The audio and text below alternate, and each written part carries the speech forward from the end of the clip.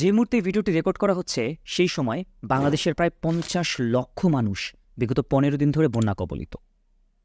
নিঃসন্দেহে এটি একটি ভয়াবহ দুর্যোগ, কিন্তু বাংলাদেশের ইতিহাসে এটি প্রথমবার নয়। এর আগেও আমরা সে বিভিন্ন সময়ে বারবার বিভিন্ন ধরনের ডিজাস্টার দেখেছি। তারপরেও এই সকল দুর্যোগ বা ডিজাস্টারকে ঘিরে মিটিগেশন, প্রিপেয়ার্ডনেস, রেসপন্স কিংবা পরবর্তী সময়ে রিকভারি কীভাবে করা হবে সেটা নিয়ে সঠিক পদক্ষেপ কখনোই নেওয়া হয়নি। এই 4টি স্টেপকে নিয়ে বাংলাদেশে একাডেমিক্যালি যে পড়াশোনা হয় সেটিকে বলা হয় ডিজাস্টার ম্যানেজমেন্ট। বর্তমানে বাংলাদেশের এই বন্যা পরিস্থিতিকে আরও ভালো করে বোঝার জন্য আজকে আমাদের এই বং পডকাস্টে গেস্ট হিসেবে আছে ডিজাস্টার ম্যানেজমেন্ট রিলেটেড একজন একাডেমিক মোহাম্মদ আওফা ইসলাম। বর্তমানে তিনি পিএইচডি স্টুডেন্ট হিসেবে Virginia Tech School of Public and International অ্যাফেয়ার্সে আছেন। এছাড়াও কর্মজীবনে তিনি ঢাকা বিশ্ববিদ্যালয়ের ডিজাস্টার ম্যানেজমেন্ট ডিপার্টমেন্টে 5 বছরেরও অধিক সময় ধরে শিক্ষকতা করেন।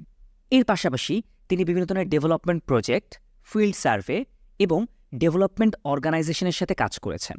আজকের এপিসোডে আমরা আমাদের গেস্টের সাথে আলোচনা করেছি বর্তমান যে সিচুয়েশনটা তৈরি হয়েছে সেটাকে পরবর্তীতে কীভাবে মিটিগেট করা যায়, কিভাবে বর্তমানে যে কুইক রেসপন্স টিমগুলো কাজ করছে সেগুলো আরও ভালো করে কাজ করতে পারত, বাংলাদেশের পলিসি মেকিংয়ের জায়গাগুলোতে আসলে কী ধরনের গাফিলতি রয়েছে এবং কিভাবে এই পলিসি জায়গাগুলোকে শক্ত করে পরবর্তীতে দুর্যোগ মোকাবেলায় আরও আইডিয়াল একটি সিনারিও ক্রিয়েট করা যায়। আশা করছি আজকের এপিসোডটি আপনাদের সবার ভালো লাগবে। আফা ভাই, থ্যাংক ইউ সো মাচ আজকে আমাদের এই বং পডকাস্টের এপিসোডে আসার জন্য।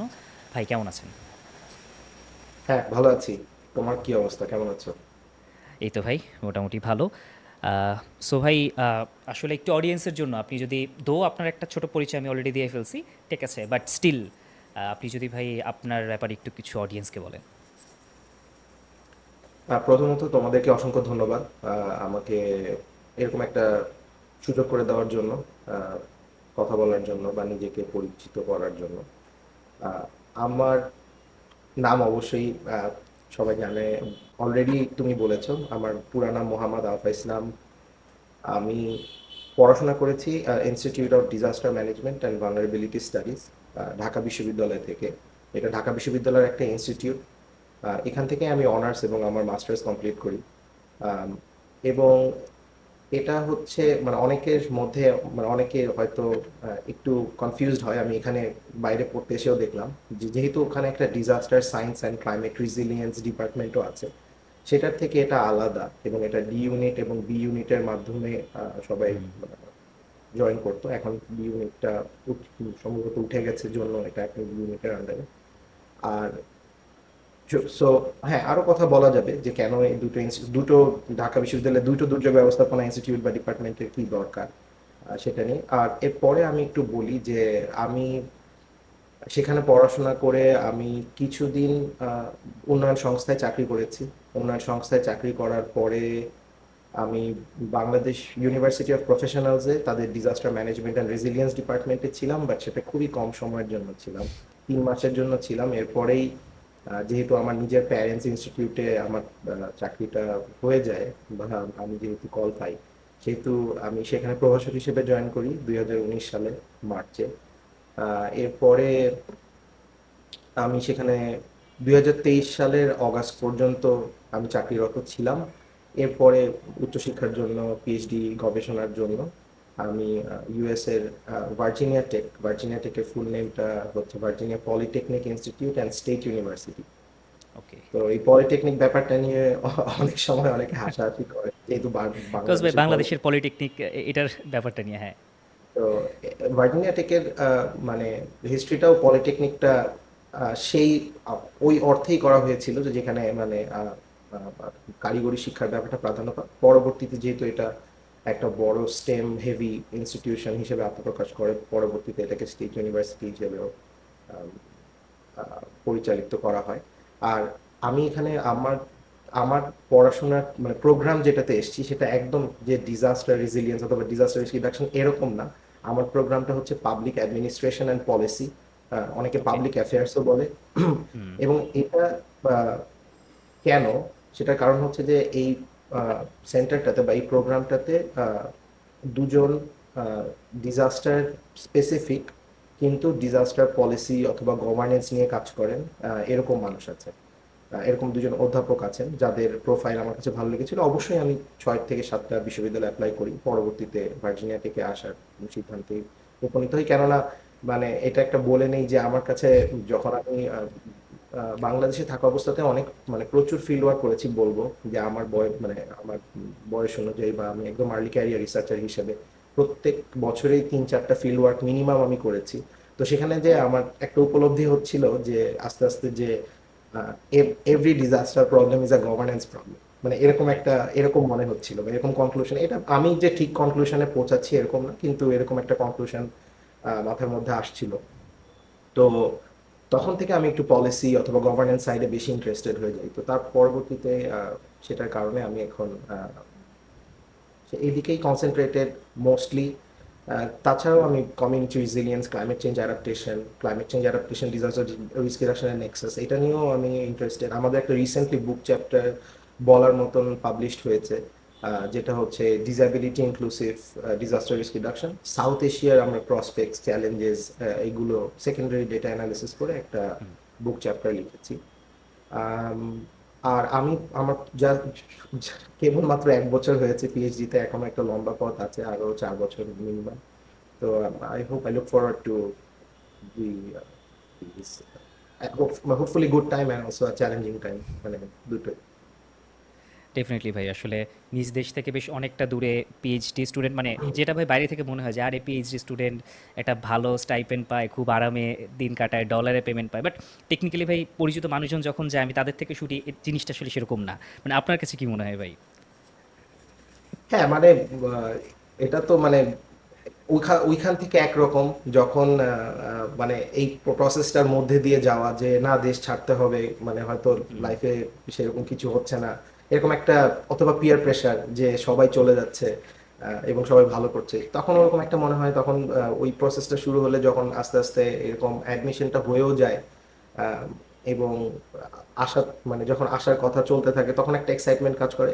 এক্সাইটমেন্ট অবশ্যই আছে, নার্ভাসনেস কাজ করে, কিন্তু মানে ওই এখানের জীবনটাই জীবন, এটার সাথে মানে পুরোপুরি একমত না। কারণ এখানে বেশ স্ট্রাগল আছে, স্পেশালি আমরা একটা কমফোর্ট জোন থেকে, অনেকেই আছে যে কখনো বাসার বাইরেই থাকে না, তো রাইট।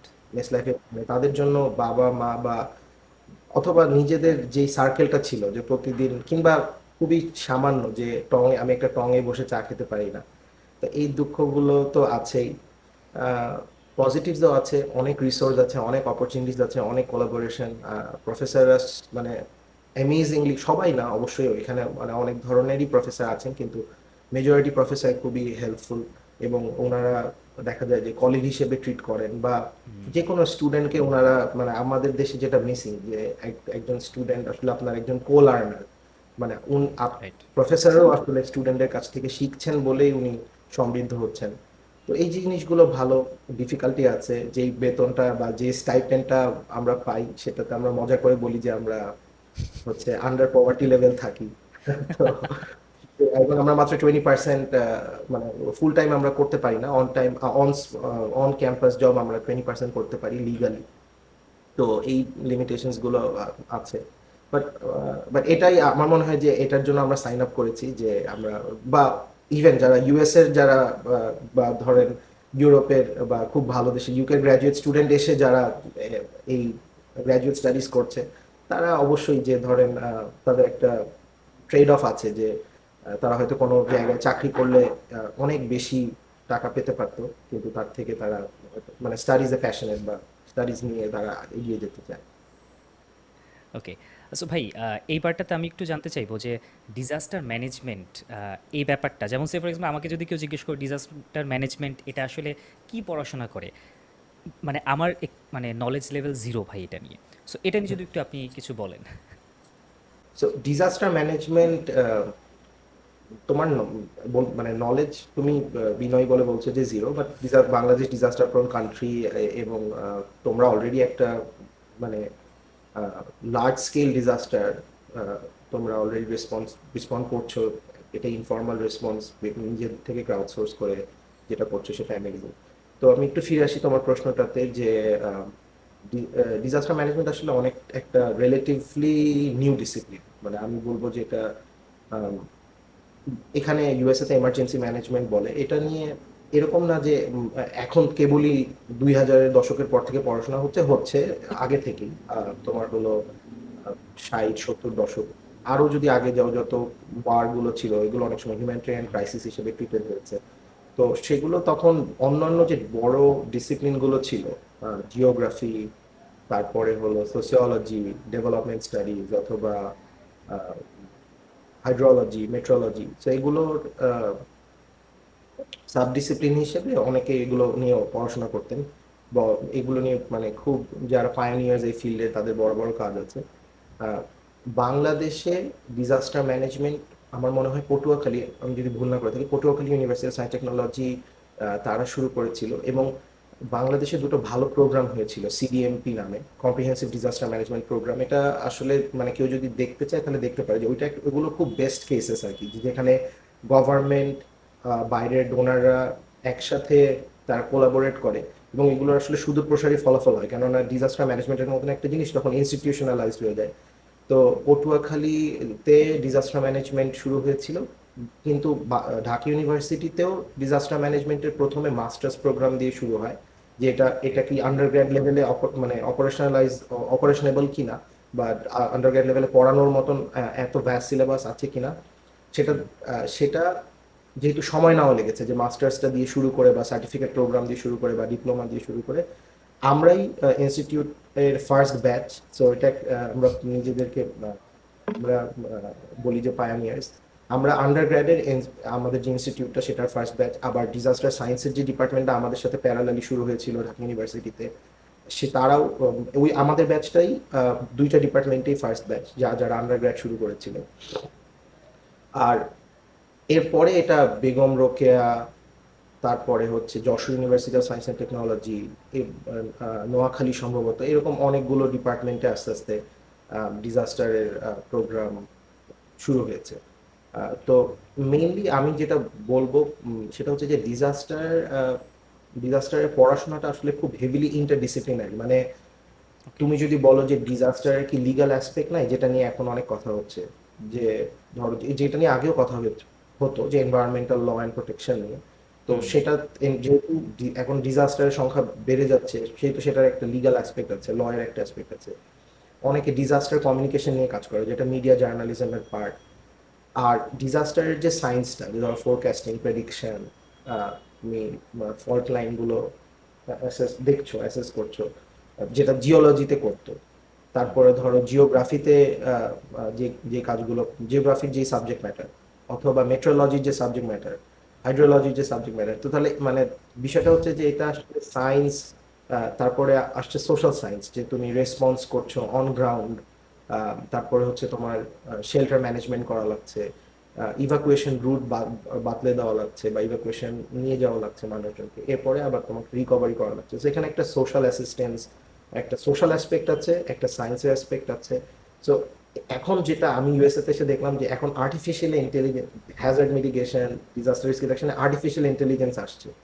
তো এটা খুবই ব্লেন্ডেড একটা মানে হেভিলি ইন্টারডিসিপ্লিনারি আমি বলবো এখন।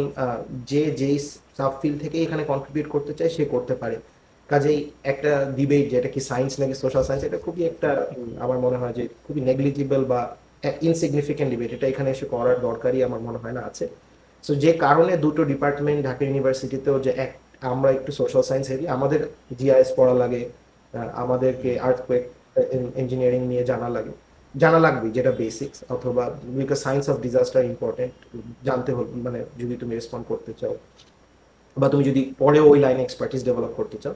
বা ডিজাস্টার সায়েন্স খুবই হেভিলি হয়তো সায়েন্স ফোকাস, যে ওরা হয়তো যে ক্যালকুলেশনস গুলো বা কোয়ান্টিফিকেশনস গুলো, রিস্ক অ্যাসেসমেন্ট গুলো, যেগুলো ম্যাপিং এর মাধ্যমে করা যায়, অথবা বিভিন্ন মডেল রান করার মাধ্যমে করা যায়, বিভিন্ন হ্যাজার্ড মডেলস যেগুলোকে আমরা বলি, বা ডিসিশন সাপোর্ট সিস্টেম মডেলস বলি, সেগুলো নিয়ে হয়তো তারা বেশি ইন্টারেস্টেড। বাট তাদের মধ্যে থেকেও যদি কেউ মনে করে যে না, আমি ইকন ডিজাস্টার ইকন অথবা সোশ্যাল সায়েন্স অ্যাসপেক্টটাতে বা পলিসিতে বেশি ইন্টারেস্টেড, পরে সে হয়তো সেখান থেকে বের হয়ে তার ক্যারিয়ার সেভাবে করতে পারে। তো বাট এইটা হল মানে কনসেন্ট্রেশনের মানে ডিফারেন্সের জন্য অনেক সময় এটা হয় যে একই পড়া, কিন্তু কোনোটা হয়তো ব্যাচেলর অফ সায়েন্স, কোনোটা হয়তো ব্যাচেলর অফ সোশ্যাল সায়েন্স। আমি জানি না এটা অনেক বেশি কথা বলে ফেললাম কিনা, বাট ডিজাস্টার না না ম্যানেজমেন্টের ভাই। মোটামুটি এটাই, হ্যাঁ এটাই সামারি। এবার এখন অনেক মাস্টার্স প্রোগ্রাম আছে, অনেক প্রফেশনাল প্রোগ্রাম আছে ডিজাস্টার ম্যানেজমেন্টে, যারা আন্ডারগ্রেডে ইংলিশও পড়েছেন, হিউম্যানিটিস পড়েছেন, কিন্তু পরে ডিজাস্টার ম্যানেজমেন্টে আপনি সুইচ করতে চান, বিকজ আমাদের এখানে একটা রোহিঙ্গা ক্রাইসিস হয়েছে, দেখা যাচ্ছে যে একটা মানে বড় জব সেক্টরে তৈরি হয়েছে, ডেভেলপমেন্ট সেক্টরে, হুম। তো তখন তার ডেভেলপমেন্ট স্টাডিজ অথবা ডিজাস্টার ম্যানেজমেন্টের মাস্টার্স করে। সো অনেক ওভারল্যাপ আছে আসলে, বিকজ ডেভেলপমেন্ট অ্যান্ড ডিজাস্টার এটা একটা ওভারল্যাপ। সো যে যেখানে কনসেন্ট্রেশন ডেভেলপ করতে চায়। আচ্ছা ভাই, ডিজাস্টার ম্যানেজমেন্ট এই ব্যাপারটা কি আসলে আমাদেরকে এই পার্টটা নিয়ে কাজ করে কিনা, যে কোনো একটা ডিজাস্টার হচ্ছে চলাকালীন কিংবা পরবর্তী সময়ে হচ্ছে গিয়ে অন ফিল্ডে মানুষ আসলে কিভাবে কাজ করবে, এই পার্টটা কেউ কেউ কি ফোকাস করে ডিজাস্টার ম্যানেজমেন্ট? হ্যাঁ, অ্যাবসলিউটলি, মানে ডিজাস্টার ম্যানেজমেন্ট আসলে মূলত মানে চারটা ব্যাপার নিয়ে, আগে ছিল এটা ছয়টা, মানে বলতো যে এটা হুম। মানে সাইকেল অফ ডিজাস্টার ম্যানেজমেন্টে কি কি কম্পোনেন্ট থাকবে, সেটা থেকে মানে ছয়টা থেকে এখন চারটা এলিমেন্ট নিয়ে বেশি সবাই ফোকাসড। একটা হচ্ছে যে মিটিগেশন। হুম। মিটিগেশন ধরো তোমার, আহ, তুমি একটা এমব্যাঙ্কমেন্ট, একটা বাঁধ নির্মাণ, অথবা একটা যে, যদিও এটা স্ট্রাকচারাল নন স্ট্রাকচারাল দুইটাই হয়, তুমি যদি ল তৈরি করো সেটা তো আর কোনো ফিজিক্যাল স্ট্যাবলিশমেন্ট না, কিন্তু রাইট। লজ অ্যান্ড রেগুলেশনস সেগুলো নন স্ট্রাকচারাল মিটিগেশনের মধ্যে। সো মিটিগেশন, তারপরে যখন ডিজাস্টার মানে আসন্ন, বা তুমি শিওর যে ডিজাস্টারটা আসলে ইনএভিটেবল, তখন প্রিপেয়ারনেস। সো হুম। প্রিপেয়ারনেসের পরের ফেজটা হচ্ছে রেসপন্স, যেটাতে এখন আমরা একটা ম্যাসিভ একটা ডিজাস্টারের মধ্যে আমরা রেসপন্ড করছি। আহ, এবং রেসপন্সের পরে হচ্ছে যে ফেজটা আমাদেরকে ফেস করতে হবে, সেটা হচ্ছে রিকভারি। ওকে। এবং এগুলো প্রত্যেকটার সাথে খুবই ওতপ্রোতভাবে জড়িত। তুমি বুঝতেই পারছো যে তোমার যদি মিটিগেশন হুম। বেটার হয়, তাহলে তোমার প্রিপেয়ারনেস বেটার হলে রেসপন্স হবে। এবং রিকভারিটা যত বেশি সাস্টেইনেবল হবে, তুমি যখন তুমি একটা রিকভারি বলতে একটা উদাহরণ হচ্ছে যে একটা রাস্তা মানে সংস্কার করা দরকার, যেহেতু মানে ভেঙে গেছে পানিতে, বন্যা, সেটা তুমি যদি এই পানির লেভেলটা চিন্তা করে বানাও, অথবা আগের হিস্টোরিক্যাল একটা তুমি ডেটা নিলা যে সবচেয়ে পানি বেশি উঠতে পারে এই হাইটেই, এইটা চিন্তা করে আমি বানাবো, অথবা আমি আহ, এটা কি বলে নর্মাল যে রাস্তাটা হয়, যেভাবে হয় সেটা আমি বানাবো না, আমি কনক্রিটের রাস্তা বানাবো, কারণ এখানে পানি পানি জমে থাকে, অনেক সময় ওয়াটার লগিং হয়। এই কনসিডারেশন গুলো করলে আবার মানে রিকভারির সাথে আবার মিটিগেশনের একটা লিঙ্ক আছে। এই জন্য রিকভারির পরে আগে ডেভেলপমেন্ট ছিল। ডেভেলপমেন্ট এখন অনেকেই আর কনসিডার করতে চায় না। যাই হোক, এগুলো তাত্ত্বিক আলোচনা, এগুলো দিয়ে আমি আসলে মানে সবাইকে বোর করতে চাই না। কিন্তু হ্যাঁ, চারটা ফেজ আছে, এবং চারটা ফেজের মানে সবগুলোতেই হেভিলি সায়েন্স এবং সোশ্যাল সায়েন্স ইনক্লুডেড। ওকে। সো ভাই, বর্তমানে আসলে বাংলাদেশের যে মোমেন্টটা আমরা আসলে রেকর্ড করছি, সেই মোমেন্টে হচ্ছে মোটামুটি 2 সপ্তাহ ধরে বাংলাদেশের ফেনী, কুমিল্লা এই অঞ্চলগুলোতে প্রচুর পানি ছিল, এবং এখন বেশ কিছু জায়গায় পানি নেমে গেছে, বাট স্টিল সেটা অন্তত হাঁটু পানি। মানে এখন পর্যন্ত মানুষ যে তাদের ঘরে পুরোপুরি ফিরে যেতে পারছে তা না।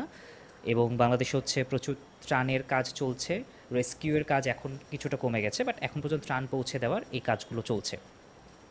সো এই পুরো বিষয়টা আপনি মানে এত দূরে থেকে, দেশ থেকে এতটা দূরে থেকে এই নিউজগুলো শুধুমাত্র আপনি হয়তো মিডিয়াগুলোতে দেখছেন, সো আপনার পরিস্থিতিটা কেমন এই মুহূর্তে? মানে আমি আসলে সবাইকেই বলছি যে আমরা খুব মানে হতভাগা, বা যারা অভাগা, মানে সবাই দেশের বাইরে চলে আসতে পারলে তো খুব খুশি হয় যে আহ, না একটা জীবনে অ্যাকমপ্লিশমেন্ট, কিন্তু যে ঘটনাগুলো ঘটে গেল জুলাই থেকে অগাস্ট, সেগুলোর রাইট। কোনোটারই সরাসরি সাক্ষী হতে না পারা, দেশে না না থাকতে পারা, বিকজ ফ্লাডের আগেও হুম। আমাদের একটা বড় ঘটনা ঘটেছে দেশে, একটা মানে সবার স্টুডেন্ট একটা মুভমেন্ট। স্টেটমেন্ট, হুম। একটা স্টুডেন্ট মানে সাধারণ মানুষের যে একটা স্টেটমেন্ট রাইট। এগেনস্ট অপারেশন, অথবা যে মানে তোমার ভয়েস রেজ করতে না দিলে যে মানুষ মানে তারা যেটা থেমে থাকবে না, বা তাদের রাইট। যে বিরক্তি, বা তাদের যে মানে মানে তারা যে একেবারে আহ, একেবারে শেষ পর্যায়ে এসে ঠেকেছে, পিঠ থেকে গেছে দেয়ালে, সেটা দেখতে পারা, এবং এরকম একটা অভ্যুত্থানের পরেই আবার একটা এত বড় মেগা ডিজাস্টার। আমি এটা কেন বারবার বলছি যে এটা একটা মানে আমাদেরকে ক্যাটাস্ট্রফি হিসেবে কনসিডার করতে হবে, বা এটা একটা খুবই ভয়াবহ ডিজাস্টার, বিকজ যদি ডেথ টোল গুলো মানে দেখো যে রিসেন্টলি যেগুলোতে আমরা মানে মনে করেছি যেগুলো বড় ডিজাস্টার, মহাসেন, ফোনি অথবা আমফানের মতন ডিজাস্টার গুলোতেও ডেথ টোল 13 বা 14 ছড়ায় নাই। এটাতে ডেথ টোল সরকারি হিসেবেই এখন পর্যন্ত 54-55 ছাড়িয়ে গেছে। এটা তো মানে আস্তে আস্তে তালিকা হয়তো, আমি আশা করি যে বাড়বে না, কিন্তু এটা আরো বাড়তে পারে। কাজেই রাইট। মানে যেখানে মানে মানুষের জীবন জীবন মানে একটা জীবনই অনেক ইম্পর্টেন্ট, সেখানে সেটাই। যখন ডেথ টোল এত বেশি হয় তখন এটা আসলে একটা মানে ভয়াবহ ডিজাস্টার বা ক্যাটাস্ট্রফি অথবা লার্জ স্কেল ডিজাস্টার হিসেবে মানে থিওরিটিক্যালি যদি একাডেমিক্যালি হুম বলতে হুম। চাই সেটা। আর মানে এখান থেকে আসলে যতটুকু ধরো কি হেল্প করতে পেরেছি, মানে ফান্ড রেইজিং অথবা কেউ কোনো পরামর্শ চাইলে সেটা দিয়ে, অথবা কেউ কখনো মানে যারা বলছে যে মানে অনেকে আছে যে এরকম রিচ আউট করেছে যে এই জায়গাটায় হচ্ছে মানে জলাবদ্ধ অবস্থায় তাদের পরিবার পরিচিত জন আছেন, আমার কাছে কেউ পরিচিত আছেন কিনা আর্মি বা হুম। ডিফেন্স ফোর্সে, এই তথ্যটুকু দিয়ে সহায়তা করে। কিন্তু এর বাইরে আসলে এখন থাকলে হয়তো টিএসসি তে ছুটে যে নিজের হাতেই ত্রাণের কাজগুলো করা বা নিজের হাতেই কেনাকাটাগুলো করা এবং সমন্বয় করা, এই জিনিসগুলো করতে পারলে তো অনেক ভালো লাগতো, কিন্তু সেটা একটা দুর্ভাগ্য বলতে হবে। এবং মানে প্রত্যেক দিনই মানে যেই নিউজগুলো পাই এগুলো তো আসলে খুবই উদ্বিগ্ন হওয়ার মতন, তো অ্যাংজাইটি হয়। আহ, এবং মানে আমাদের ডিস্ট্যান্ট রিলেটিভরাও এফেক্টেড। কাজেই হুম।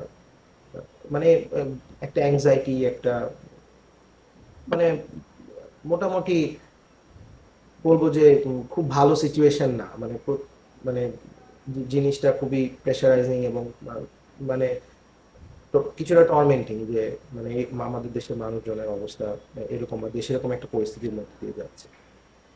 সেটাই। মানে আপনার উপর দিয়ে, আপনাদের উপর দিয়ে যারা বাইরে আছে তাদের উপর দিয়ে কি যাচ্ছে এটা খুব একটা হয়তো আমরা গেস করতে পারবো তা না। যেমন ভাই আমাদের কথা যদি চিন্তা করি যে আমরা যারা ঢাকায় ছিলাম তাদের আসলে টানা কয়েকদিন বৃষ্টি ছাড়া আর কোনো প্রবলেম হয়নি, রাস্তায় ম্যাক্সিমাম একটু পানি কাদা, এটা ছাড়া আমরা কোনো কিছু ফেসই করিনি আসলে। সো বাট নিউজ দেখছিলাম, যতটুকু না খারাপ লাগছিল, হঠাৎ করে যখন শুনতে পাই আমার পাশের কলিগ, সে যখন বলছে যে ভাই দেখেন এই যে আমার বাড়ি, আমার মা বাবা সামহাও সরে গেছে কিন্তু আমার বাড়িটাই দেখেন এখন চাল পর্যন্ত, নিচতলা পর্যন্ত পুরোটা পানি উঠে গেছে। কিংবা যখন একজন কাছের মানুষের কথা শুনি, ঠিক আছে, যে সেখানে এরকম হচ্ছে, সেই সময় আসলে বোঝা যায় মানে নিজের না হলেও ব্যাপারটা আসলে কতটুকু টাফ। অ্যান্ড তাও তো হয়তো কিছুটা ভাই আমরা একটু হেল্প করতে পারছি, ঠিক আছে, বাট আপনাদের পক্ষে তো আসলে হার্ডলি ওখান থেকে ফিনান্সিয়ালি কিছু হেল্প করা, ইনফরমেশন দিয়ে হেল্প করা ছাড়া আর কোনো কিছু করার নেই। এবং দ্যাটস মানে খুবই হুম। প্রবলেমেটিক বা খুবই মেন্টাল প্রেশার ক্রিয়েট করে। সো ভাই এই যে বর্তমান সিচুয়েশনটা, এই সিচুয়েশনে এখন যে অবস্থায় আছে সেখান থেকে কিছুদিন পরেই আমরা যেটা বুঝি, যে যতটুকু আমার নলেজ আছে, যে এর আগেও যখন বন্যা হয়েছে, স্পেশালি আমরা যদি 88 বা 98-এর কথাও চিন্তা করি, বন্যার সময়টাতে আসলে যতটুকু না সমস্যা ছিল, বন্যার পানি সরে যাওয়ার পরে আসলে মূলত আরও অনেক বেশি সমস্যার সৃষ্টি হয়। সো অনেক বেশি দেখা যায়। তো এই জায়গাটা যদি আসলে একটু আপনার পার্সপেক্টিভ থেকে আমাদের সাথে শেয়ার করেন, যে মানে আপনার এক্সপিরিয়েন্স, আপনার একাডেমিক হচ্ছে গিয়ে নলেজ, এই জায়গা থেকে আপনি যদি একটু আপনার জায়গা থেকে বলেন যে নেক্সট আসলে কোন প্রবলেমগুলো আমাদের সামনে সব থেকে বড় হয়ে আসতে যাচ্ছে বন্যার পানি নেমে যাওয়ার পরে। হ্যাঁ, এটা মানে পারফেক্টলি পয়েন্টেড আউট যে মানে মানে ডিজাস্টারের সময় তো একটা ভয়াবহ অবস্থা হয়, যে রাইট। প্রচুর মানুষজন ঘর ছাড়া এবং তারা শেল্টারে আশ্রয় নিচ্ছে, বা শেল্টারও না, সেগুলো ইনফর্মাল শেল্টার, একটা বাঁধের উপরে কোনো রকম থাকছে বা মানুষ তাদের পরিচিত কারো বাসায় দিয়ে থাকছে। কিন্তু এরপরে যে সমস্যাটা হয় সেটা মানে হ্যাঁ আরো ভয়াবহ, কারণ যদি আমরা কনসিডার করি যে আমরা যেহেতু rural area, mostly rural area, তো সেখানে আমাদের ঘরগুলোও মানুষজনের কাঁচা, এবং একই সাথে আহ, যে অ্যাসেটগুলো ছিল সেই অ্যাসেটগুলো সম্পূর্ণভাবে রাইট। একেবারেই ড্যামেজ বা নষ্ট। আহ, তো যাদের ক্রপ ছিল বা যাদের ফসল ছিল সেগুলো নষ্ট। তো প্রথমত সবচেয়ে বড় যে প্রবলেমটা হয়, আমি আমার অভিজ্ঞতা থেকে বলছি, মানে ফিল্ড ওয়ার্কের অভিজ্ঞতা থেকে, বিকজ আমি আমার একটা অপরচুনিটি হয়েছিল কাজ করার সিলেট ফ্লাডের সময়, যেটা ওকে। ধরো 101 বছরের সবচেয়ে সেখানে ভয়াবহ বন্যা। তো আমি সেখানে যখন জাস্ট পানি নেমেছে এর পরপরই আমি ফিল্ড একটা আমার একটা ফিল্ড ওয়ার্কে আমি যেতে পেরেছিলাম। তো সেখানে প্রথম যে প্রবলেমটা হয় সেটা হচ্ছে হাউজিং, বিকজ যে হাউজিং ইয়েটা আসে, সাপোর্টটা আসে ফ্রম দি গভর্নমেন্ট, সেটা খুবই নেগলিজিবল। মানে আমি তখন যখন দেখছিলাম তখন আমি আমি মনে হয় 100-তে সম্ভবত, যদি মানে শতকরা হিসাব হয়, তাহলে হয়তো 3 জন বা 4 জন সেই সাপোর্টটা পায়। তাহলে এটা তো মানে মানে গভর্নমেন্টের সাপোর্টের কথা বলছি, রাইট। গিভেন সেটা ধরো কোনো ধরনের করাপশন হয়নি, মানে আমি সেটাও বলছি খুব আইডিয়াল কেসে। এখন আমি আশাও করছি যে মানে এই ঘটনাগুলো ঘটবে না, তখন তো মানে করাপশনের একটা প্রেলেভেন্স ছিল। So right. প্রথম প্রবলেমটা হয় হাউজিং, মানুষজনগুলো তাদের পুনর্বাসন, মানে ঘর বাড়ির যে মেরামত তারা সেটা কিভাবে করবে। আহ, সেরকম যদি সাহায্য না আসে, তখন অনেকেই আবার মানে এনজিও লোনের দিকে ঝুঁকে, তখন সেটা একটা সোর্স হয়ে যায় যে তারা এনজিও থেকে লোন নিল 12-15 হাজার টাকা দিয়ে, মোটামুটি একটা কোনো ঘর করে মানে কোনো রকম একটা অবস্থা করলো, অথবা তাদের ঘরটাকেই, ঘরটার কোনো একটা বাঁশ, কোনো একটা খুঁটি পরিবর্তন করলো, তারা সেইভাবে সেখানে থাকা শুরু করলো। বাট সেখানে আবার তারা তখন ঋণের একটা চক্রে দেখা যায় যে তারা জড়িয়ে যাচ্ছে, বা তারা যেটা তখন একটা সাইকেলের মধ্যে ঢুকে যায়। এই ঋণ তারা কবে শোধ করবে। হ্যাঁ, আমি তো কম রাইট। বললাম, 15-20 হাজার টাকা তো আর বাড়ি হয় না। ধরো একটা বাড়ি তোমার ঠিকঠাক করতে হবে, কাঁচা বাড়িও তুমি যদি ঠিকঠাক করতে চাও, সেটা তো 50 থেকে 60 হাজার টাকার ব্যাপার মিনিমাম। তো হাউজিং একটা অনেক বড় ইস্যু, যাদের আধা আধা পাকা সেমি, ধরো আধা পাকা বাড়ি বাড়ি আছে, তারা হয়তো মোটামুটি থাকতে পারছে। যাদের পাকা বাড়ি আছে তাদের হয়তো হ্যাঁ ড্যামেজ হবে, বা তারা থাকতে পারছে। কিন্তু যাদের কাঁচা বাড়ি, যেটা বেশিরভাগ, তাদের তাদের সবচেয়ে মানে কষ্টটা সবচেয়ে বেশি। আচ্ছা, এরপরে নেক্সট প্রবলেমটা আমি একদম প্রায়োরিটি বেসিসে বলছি না, বা হ্যাঁ, হ্যাঁ। কিন্তু যে যেটা যেটা যেটা দরকার, সেটা হচ্ছে যে লাইভলিহুডটা খুবই একটা মানে বড় একটা সমস্যার মধ্যে পড়ে। যারা ডেইলি লেবার ছিলেন তারা এই সময় কোনো কাজ করতে পারেন না, এবং তাদের মানে পুরো অবস্থাটা এরকম না যে তারা কালকে থেকেই চাইলে কাজে চলে যেতে পারবেন। অথবা এক্স্যাক্টলি। যাদের দোকানপাট ছিল, ধরো গ্রামে গেলে অবশ্যই তুমি দেখতে পাবা যে একটা জায়গা থাকে যেখানে এসে মানে যেটা বলে মোড় অথবা বাজার, মানে যেখানে সবকিছু হয়, সেখানে পানি যেহেতু উঠেছে, সেহেতু সেখানকার মানে তাদের যেই ব্যবসার যে ইয়েগুলো ছিল, জিনিসপত্রগুলো ছিল, সেগুলো তারা অবশ্যই, যেটা ফ্ল্যাশ ফ্লাড সরাতে পারেনি, সেগুলো নষ্ট হয়েছে। তার যাদের মুদি দোকান ছিল, তাদের চাল ডাল তেল তার যা ছিল সেগুলো নষ্ট হয়েছে। তো এগুলো এগুলো থেকে আবার ফেরত আসা আহ, একটা বড় চ্যালেঞ্জ। এবং লাইভলিহুডের রিকভারিটা একটা বড় রিকভারি, এবং মানে এটাতেই সবচেয়ে বেশি মানে সবচেয়ে স্ট্রাগলিং এই ব্যাপারটা, ডিজাস্টার রিকভারি ফেজে, যে লাইভলিহুডটা কিভাবে রিকভারি করা যাবে। তার লাইভলিহুডের রিকভারির সাথে ইকোনমিক রিকভারি আছে, যে তাহলে মার্কেটটা তো ফাংশন করবে না, কারণ ওখানে মার্কেটটা তো ফাংশন করানোর জন্য হলেও মানুষজনের যে রিসোর্সগুলো দরকার সেগুলো নাই। আর এরপরে আরো যেই প্রবলেমগুলো হবে সেটা হচ্ছে হেলথ। এটা যদিও তৃতীয় বললাম, বাট এটা একটা অনেক বড় আহ, সংকট। সেটা হচ্ছে যে তোমার হেলথের সাথে একটু লিঙ্ক করে বলি, মানে এগুলো আলাদা আলাদা করে বলা যায়। মানে ওয়াশের একটা বড় প্রবলেম হবে, ওয়াটার স্যানিটেশন অ্যান্ড হাইজিন, তোমার পিওর ড্রিঙ্কিং ওয়াটার। যেহেতু তোমার বাথরুম ভেঙে গেছে, তাহলে তুমি এখন হতে পারে যে ওপেন ডেফেকেশন বেড়ে গেল। হ্যাঁ, রাইট। তারপরে তোমার হাইজিন তুমি মেনটেন করতে পারছো না, তার ফলে তোমার মানে পেটের পীড়ার যে রোগগুলো সেগুলো বাড়বে। যদি কোনো ধরনের ওখানে ছোঁয়াচে রোগের প্রাদুর্ভাব হয়, তাহলে তো সেটা ভয়াবহ অবস্থা হবে, একটা এপিডেমিকের মতন হয়ে যাবে। কাজে এই হেলথ ইমপ্লিকেশন গুলো আছে। আর এমনি তোমার হচ্ছে পানির ফলে যে তোমার কোষ পাচা, অথবা তোমার এটাকে স্কিন ডিজিজ গুলো, সেগুলো তো আছে। তো হেলথের মানে ওয়াশের সাথে রিলেট করে বললাম, ওয়াটার স্যানিটেশন হাইজিনের সাথে একটা হেলথের কানেকশন আছে। সেই জন্য আহ, আর আর তাছাড়া তুমি যদি মানে আরো চিন্তা করো, তাহলে তুমি দেখতে পারবা যে যে রোড, মানে এটা হচ্ছে ইন্ডিভিজুয়াল লেভেল না, কালেকটিভ লেভেলে, যেই ধরো ফিজিক্যাল যে ড্যামেজ গুলো হয়েছে, তাই না, যে রোড এম্বাঙ্কমেন্ট, এম্বাঙ্কমেন্ট না সরি, রোড গুলো যেগুলো ড্যামেজ হয়েছে, এম্বাঙ্কমেন্টও ড্যামেজ হতে পারে অফকোর্স, যদি মানে কারণ অনেক জায়গায় ভেঙেছে, কারণ অনেক জায়গায় রাইট। আমাদের যেটা করে কাবিটার মাধ্যমে মাটি ফেলে মানে বাঁধটা ইয়ে করে। কাবিটা হচ্ছে কাজের মানে বিনিময় টাকা, এটা একটা। আচ্ছা। আচ্ছা, এই এই আলোচনাটা পরে রাখি। এগুলো সোশ্যাল প্রোগ্রাম যেগুলো ministry of disaster management and relief তারা পরিচালনা করে।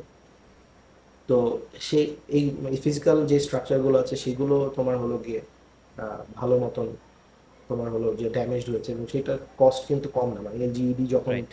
কোনো একটা হিসাব দেয়, এবং তুমি প্রত্যেকটা ধরে ধরেই বলতে পারবে, এগ্রিকালচারের একটা বড় লস হবে, এগ্রিকালচারাল যে রিসোর্স গুলো আছে, বা যাদের পুকুর ছিল সেগুলো নষ্ট হয়েছে। তো তারপরে তোমার স্কুলগুলো ড্যামেজড হবে, সো এডুকেশনকে আবার ফিরিয়ে আনা এবং সেটা যে বাচ্চারা অলরেডি এফেক্টেড বাই ফ্লাড, যার রাইট। খাবারই নাই, সে তো আর স্কুলে যাওয়ার জন্য এত মনোযোগী হওয়ার কোনো কারণ নেই। কাজে অনেকগুলো মানে আরো এলিমেন্ট বলতে থাকলে ধরে ধরে বলতে থাকতে পারবো, বাট এগুলো প্রায়োরিটি এরিয়া যেগুলো আসলে মানে মানে প্রথমেই অ্যাড্রেস করা প্রয়োজন। ওকে।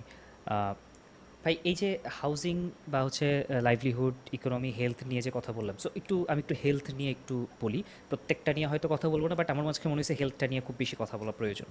সো এই হেলথ, এটা আসলে প্রতিবারই যখনই আসলে বন্যা এর আগে যতবার হয়েছে বা সবসময় দেখে আসছি আমরা, ইভেন লাস্ট যে সিলেটের কথাও যদি বলি, দেখা যায় যে পরবর্তীতেই হেলথটা সব থেকে বেশি মানে মানে ফ্যাটাল হয়ে দাঁড়ায়। কারণ বন্যায় ডুবে যতজন না মানুষ মারা যায়, সাপে কামড়ে তার থেকে বেশি মারা যায় এক, তার থেকে আরও বেশি মানুষ মারা যায় আসলে এই বিভিন্ন ধরনের রোগ ব্যাধির কারণে।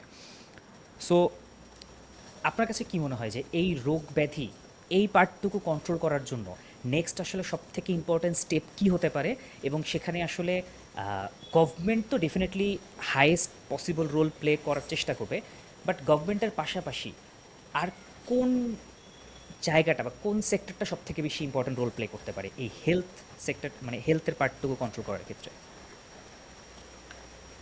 আমি মানে এটা বারবার বলি যে ডিজাস্টার আসলে এভরিওয়ানস বিজনেস, এটা শুধুমাত্র এক্স্যাক্টলি। মানে গভর্নমেন্ট বা শুধুমাত্র যারা ডিজাস্টার নিয়ে কাজ করছে তাদের তাদের নয়।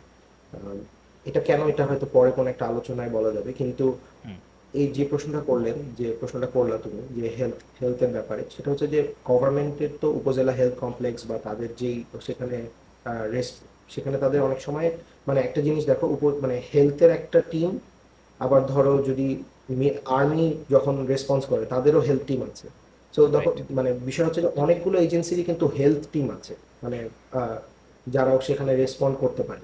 অপ্রতুল, এক্স্যাক্টলি। এগেন অপ্রতুল। তো আমি বলবো যে একটা ভালো উদ্যোগ যেটা আমার কাছে মনে হচ্ছে, যেটা আমি মানে এর আগে আমি কখন অন্ততপক্ষে আমি দেখিনি, সেটা হচ্ছে যে হ্যাঁ, এনজিও বা আইএনজিও যারা আছেন তারা এসে কোঅর্ডিনেট করতেন ইউএনওর সাথে, কিন্তু এখন যেহেতু এটা একদম সরকার মানে উচ্চ পর্যায় থেকে ডক্টর ইউনূস সাহেবই তাদের সাথে বসে কতটুকু ফান্ড রেইজ করা দরকার সেই হিসাব হুম করছেন। হুম। কাজে এটা আরো কোঅর্ডিনেটেড ওয়েতে হবে, যে যেখানে এনজিও বা এনজিওর যে হেলথ সাপোর্টটা অ্যালং সাইড গভর্নমেন্ট সাপোর্ট, এবং আমি বলবো যে ইনফর্মাল রেসপন্সগুলোর আমি আমি আশা করি যে অব্যাহত থাকবে, যে জেলা পর্যায়ে যে বিশ্ববিদ্যালয়গুলো আছে সে তারা তাদের, কারণ অনেক সেখানে মোটামুটি বলা যায় যে আশেপাশের জেলাগুলোতে তো মেডিকেল কলেজগুলো আছে, তো সেখানে যারা ইন্টার্ন ডক্টর বা যারা লাস্ট ইয়ার ডক্টর তারা নিজেদের মেডিকেল টিম তৈরি করবে, সেখান থেকে আবারও ফান্ড রেজিং দরকার হলে পুরো মানে সবচেয়ে যে ভালো জিনিসটা হয়েছে না এই অভ্যুত্থানের মাধ্যমে, আমরা সবাই এমপাওয়ার্ড ফিল করছি যে দেশটা রাইট। আমাদের, এবং আমাদেরকে আমাদের। কিছু একটা করতে হবে। এবং শুধু সরকারের উপরে যেহেতু পুনর্গঠন হচ্ছে, সরকার একা সব করবে বা সরকারের উপরে সবকিছু চাপিয়ে দেওয়ার সময়, তো এই মানে আমার মনে হয় ওই স্পিরিটটা তো থাকবেই, কাজে এটা একটা বড় বুস্ট হবে। বাট আমি বলবো যে আর্মি নেভি বা এয়ারফোর্স যদি সেখানে মানে পসিবল হয়, তাহলে সেখানকার যে র্যাপিড যে ইয়েগুলো আছে, হেলথ টিমগুলো আছে, সেগুলোকে ডিপ্লয় করা পয়েন্টে পয়েন্টে। এবং ইনফরমেশন খুব ইম্পর্টেন্ট, যে একটা আসল ডেটাবেস যেটা মেনটেন, মানে এটা খুবই আইডিয়াল শোনায় যে এরকম ডিজাস্টার সময় কি এটা পসিবল, তারপরে যতটুকু সম্ভব যে কতজন রোগী আছে, এবং যদি সেখানে এরকম হয় যে তোমার একটা temporary health booth set up করা লাগছে, তাহলে তো সেটা করা লাগবে। এটা ছাড়াও আমি মনে করি যে ফর প্রফিট যারা প্রাইভেট সেক্টর আছে, অনেক হুম। নামি দামি হসপিটাল আছে, ওনাদের ইনকাম আনবিলিভেবল। প্রথমত কর্পোরেট সোশ্যাল রেসপন্সিবিলিটি তো আছেই, তার বাইরে এসেও এরকম একটা দুর্যোগে মানবিক দিক থেকেও যে সাড়া প্রদানের ব্যাপারটা বা মানে রিকভারি এফোর্টে জয়েন করার ব্যাপারটা, তুমি চিন্তা করে দেখতে পারো যে কতগুলো মেডিকেল কলেজ আছে এবং তারা কিরকম আর্ন করে, তাদের যদি একটুও সব মানে সদিচ্ছা থাকে, তাই না, তাহলে তারা তাদের থেকে কত বড় সাপোর্ট, এবং কতগুলো ফার্মেসি আছে, কত ড্রাগ স্টোরস আছে, তাই না, যারা বড় বড় লেভেলে তারা হচ্ছে গিয়ে মানুষকে সেবা দেয় বা একই সাথে আর্ন করে। তো আমি মনে করি যে ফর প্রফিটের একটা বড় ভূমিকা আছে। ইনফর্মাল রেসপন্স বলি আমরা যেটাকে করছি, আমরা সেটাকে বলি ইনফর্মাল রেসপন্স, কারণ এটা তো কোনো ফর্মাল কোনো মানে একাডেমিক টার্ম, সরি, কিন্তু সেটা কোনো গদ বাঁধা কিছুর মধ্যে না, কাজে আমাদের ইনফর্মাল রেসপন্স থাকবে। আহ, আমরা মিলিটারি একটা ইন্টারভেনশন দেখতে পাওয়া উচিত। আইএনজিও এনজিও একটা বড় রোল প্লে করতে পারা উচিত। সেখানে সেখানে যদি কমিউনিটি বেসড অর্গানাইজেশন থাকে যারা মোটামুটি শক্তপোক্ত, বা সিভিল সোসাইটি অর্গানাইজেশন থাকে, তাহলে তাদের একটা রোল প্লে করা উচিত। আর ফর প্রফিট অথবা আমরা যেটাকে বলি প্রাইভেট সেক্টর, তাদের একটা বড় রোল প্লে করা উচিত। ওকে। সো ভাই, এই যে ফর প্রফিট যে অর্গানাইজেশনগুলো, তারা আসলে তো আসলে সবসময় দিন শেষে একটা ইনসেনটিভ খোঁজে যে আমি এখানে টাকা দিব, আমার ইনসেনটিভ কি? ঠিক আছে। সো আপনার কাছে কি মনে হয় যে কারেন্ট সিনারিওতে তাদের আসলে এই বন্যার্তদেরকে হেল্প করায় কি ধরনের ইনসেনটিভ কাজ করতে পারে? প্রথমত তো ধরো যে এটা একটা ধরো তাদের মানে মানে আউট অফ রেসপন্সিবিলিটি, তাই না? মানে রাইট। কর্পোরেট সোশ্যাল রেসপন্সিবিলিটিতে মানে অবশ্যই তাদের সিএসআর ফান্ড হয়তো অ্যালোকেটেড হয়ে গেছে ফর দ্য ইয়ার, যেই কারণে হবে, বাট সেটা রিভিজিট করার সুযোগ আছে। আর আরেকটা হচ্ছে যে এটা তো ধরো মানে সোশ্যাল বিজনেসের যে আইডিয়াটা, যে হুম। মানে নিজেদের ইমেজ অথবা ব্র্যান্ড ইমেজ এগুলো ইমপ্রুভ করা, এগুলো তো একটা বড় ইনসেন্টিভ, যে যখন সে একটা টিম নিয়ে যাচ্ছে এবং সেখানে সবাই দেখতে পাচ্ছে, বা যেই গ্রামে হয়তো আহ, মানে যেই গ্রামের মানুষজন হয়তো এই ওষুধগুলো সম্পর্কে জানতো না, বা এই ব্র্যান্ডগুলো সম্পর্কে জানতো না, এটা হতে পারে যে তাদের একটা মার্কেটিং পলিসিও হতে পারে, সেটা তাদের ইনসেন্টিভ হতে পারে। বা এই মুহূর্তে একদম সেটাই হওয়া উচিত এটা বলবো না, যে কিছুটা মানবিক মানে যে মানবিকতার খাতিরে তারা যতটুকু পারে তার সেই সাপোর্টটা দেওয়া উচিত। হ্যাঁ, সেখানে যদি তাদের মনে হয় যে তারা সেখানে কোনো ধরনের ব্র্যান্ডিং করতে পারবে এবং সেটা পজিটিভ ইমেজ ক্রিয়েট করতে পারবে, সেটা তাদের করা উচিত। বিকজ এগেন তারা বিজনেস, এবং মানে তারা তো দাতব্য সংস্থা না। Right, right. সো ভাই, এনজিওগুলো আসলে আমরা দেখেছি যে সবসময়ই কাজ কাজ করছে, এবং বর্তমানে বেশ কিছু এনজিও অলরেডি নিজেদের উদ্যোগে কাজ করছে। এবং সবথেকে বড় নিউজ হচ্ছে যে কিছুদিন আগে আমরা দেখেছি যে বেশ কিছু এনজিওর থ্রুতে প্রায় ১,০০০ কোটি টাকার মতো একটা বড় অর্থ বাংলাদেশে এসেছে। সো এই বন্যার্তদেরকে সাহায্যের খাতিরে। সো আমার কোয়েশ্চেন এখানে থাকবে ২টা। প্রথম কোয়েশ্চেনটা থাকবে এরকম যে এই যে বিপুল অর্থটা, এই অর্থটা আসলে ফার্দার কিভাবে ইউজ করলে আপনার কাছে মনে হয় যে নেক্সট যে ডিজাস্টারগুলো আসতে যাচ্ছে পরবর্তীতে, সেগুলোকে মিটিগেট করা ইজিয়ার হবে? পুরোপুরি করা আসলে কখনোই পসিবল না, এটা আমি বিলিভ করি। আপনি দ্বিমত পোষণ করতে পারেন, বাট কীভাবে করলে আরেকটু বেশি মিটিগেট করা পসিবল হবে? অ্যান্ড সেকেন্ড কোয়েশ্চেন হচ্ছে এটা এরকম যে আজ সেকেন্ড কোয়েশ্চেনে পরে আসি, বিকজ ওখানে আরও একটা কনটেক্সট বা বর্তমানে যে ক্রাউড ফান্ডিংটা হচ্ছে এটা নিয়ে আসবে। সো আমি ফার্স্ট কোয়েশ্চেনতে একটু আপনার কাছে আগে যাই, কীভাবে ইউজ করা যেতে পারে এই বিপুল অর্থটাকে? আমার মনে হয় যে এই ফান্ডের কথাটা বলা হচ্ছে, সেই ফান্ডটা মনে হয় এখনো আসে নাই, আমি যদি ওকে। মানে ভুল না হই। সেটা মানে মানে এটা কি যে বাজেট করা হয় যে কত লাগবে, ধরো রোহিঙ্গা রাইট। ক্রাইসিস এই বছর আমার কত লাগবে, তো ওকে। তখন কি হয়, ধরো অক্সফ্যাম বললো যে ১,০০০ টাকার এত টাকা আমি দিব, হুম। বা এরকম করে তখন মানে ওই ডলার মানে ১,০০০ টাকা তো অনেক কম। মানে আমি বলছি যে যে অ্যামাউন্টটা ওরা তখন পার্সেন্টেজ হিসেবে নিয়ে, যে ইউএন এজেন্সিস কত ওকে। দিতে পারে, মানে কার কাছে কত ফান্ড আছে, যেহেতু ফান্ড রেজিং এর ব্যাপারে ব্র্যাক কত দিবে, এরকম আর কি। হুম। তো ইনিশিয়েটিভটা খুবই মানে অ্যামেজিং বা স্ট্রং, মানে মানে গভর্নমেন্টের এন্ড থেকে এরকম একটা মানে ওদের উচিতই, আমরা বলি একাডেমিক টার্ম এনেবলিং এনভায়রনমেন্ট, একটা এনভায়রনমেন্ট ক্রিয়েট করা যেখানে অন্যান্য অ্যাক্টরগুলো ইকুয়ালি কাজ করতে পারবে, মানে তাদের প্যারালাল না হলেও তাদের মানে সাইড বাই সাইড কাজ করতে পারবে, একটা সুন্দর স্ট্রাকচার তৈরি হবে। তো এই প্রথমত এই টাকাটা আসলে আমার মনে হয় যে আমরা মিটিগেশনে হয়তো, আমি জানি না কত খরচ এখান থেকে করতে পারবো, বিকজ আমার মনে হয় যে রিকভারি এফোর্টেই আসলে ফুল টাকাটা হয়তো চলে যাবে। মানে আমাদের দেশের যে হুম। এবার যে পরিমাণে একটা লার্জ স্কেলে ডিজাস্টার হয়েছে, বা তোমার কথা ঠিক, এবং তুমি খুবই রাইটলি পয়েন্ট আউট করেছো যে আমাদের তো ডিজাস্টার চলে যাবে না, এটা নিয়ে আমি মানে পরবর্তীতে আলাপ করব হয়তো। কিন্তু আপাতত এই প্রশ্নটা একটু মানে থাকি, সেটা হচ্ছে যে এই রিকভারি এফোর্টটাতে, যদিও আবারও একাডেমিক আলোচনা হয়ে যাচ্ছে, বাট রিকভারি এফোর্টটার সাথে যদি সাস্টেনেবিলিটিটাকে ব্লেন্ড করা যায়, যে আমি ওকে। মানে আমি একজনের ঘর করে দিচ্ছি, যদি এরকম করতে পারি যে এটা খুবই টেম্পোরারি করলাম, তাহলে আবার একটা যদি নর্মাল ঝড়েই সেটা ভেঙে পড়তে পারে, তাহলে সেটা এক্স্যাক্টলি। মানে খুব ভালো কিছু হলো না। তো আমি যদি তাকে এমন কিছু করতে পারি, সেটা সেটা এটা কেন বলছি যে এটা ইন্ডিজেনাস নলেজ বা লোকজ জ্ঞানও খুব জরুরি। ওইখানে লোকজ যদি মানে বাস পাওয়া যায়, বা তারা কি ধরনের ঘরে থাকে, তাদের হুম। ক্ষেত্রে তুমি যদি বলো যে আজকে আপনাকে আমি এই ঘর দিলাম, এই ঘরেই থাকতে হবে, এরকম হতেই পারে যে এটা তারা ইউজ টু না, এবং তারা রাইট। সেখানে থাকবে না, ওখান থেকে বের হয়ে পরে আবার নিজের ঘর করার চেষ্টা করবে, এটা বহুত হয়েছে। তো তারা যদি ওই লোকাল নলেজটা এবং সাস্টেনেবিলিটি কনসেপ্টটা নেয়, তাহলে যেটা করবে সেটা হচ্ছে যে পরবর্তী ফ্লাডে যদি এরকমও হয় যে তার বাসাটা খুব লো লাইং এরিয়াতে, তাহলে তার জন্য একটা ইভাকুয়েশন রুট, অথবা তার জন্য তাকে একটা মানে সে কোথায় যে আশ্রয় নিবে এরকম একটা পথ বাতলে দেওয়া।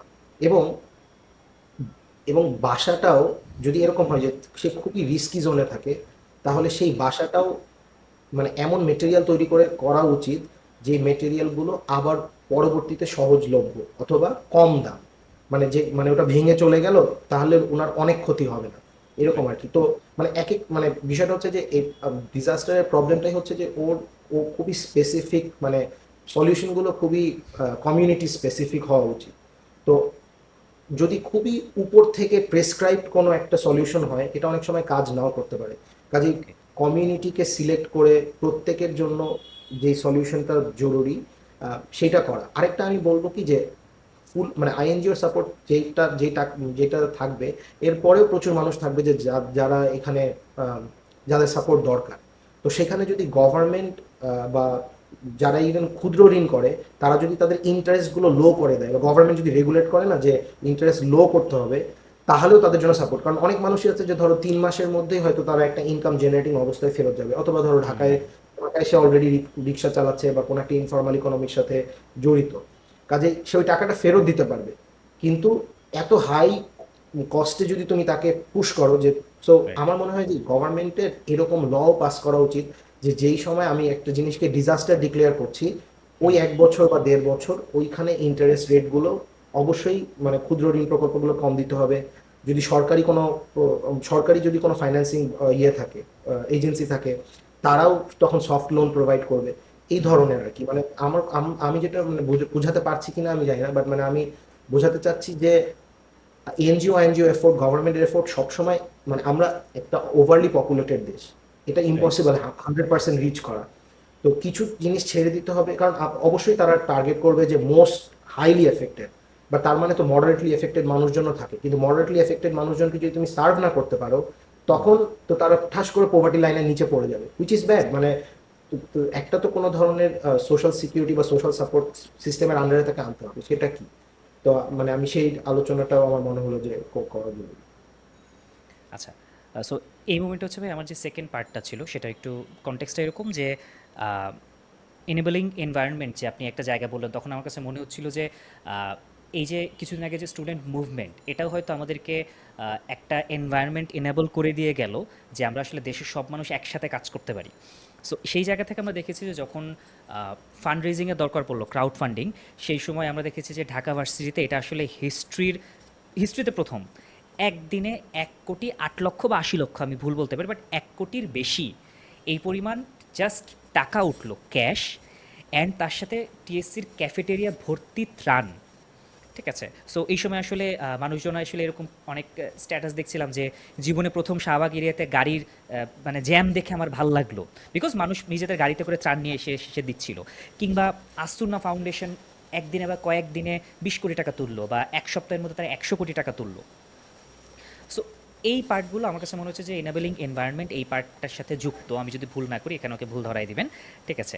অ্যান্ড সেকেন্ডলি হচ্ছে যে আমার কোয়েশ্চেনটা এই জায়গাটাতে স্টিল সেন্ট্রাল কিছু প্রত্যেকটা জেলা বা বিভাগীয় জায়গায় সেন্ট্রাল কিছু জায়গায় কালেকশন হলেও আমরা দেখেছি যে ক্ষুদ্র ক্ষুদ্র জায়গায় প্রত্যেকটা প্রতিষ্ঠান বা প্রত্যেকটা অর্গানাইজেশন চেয়েছে যে তারাও কিছু কালেক্ট করবে, এবং এর মাঝখানে প্রশ্ন করার জায়গা তৈরি হয়েছে যে ওকে কি আমরা দিব কি না, কিংবা ওকেই কেন দিব।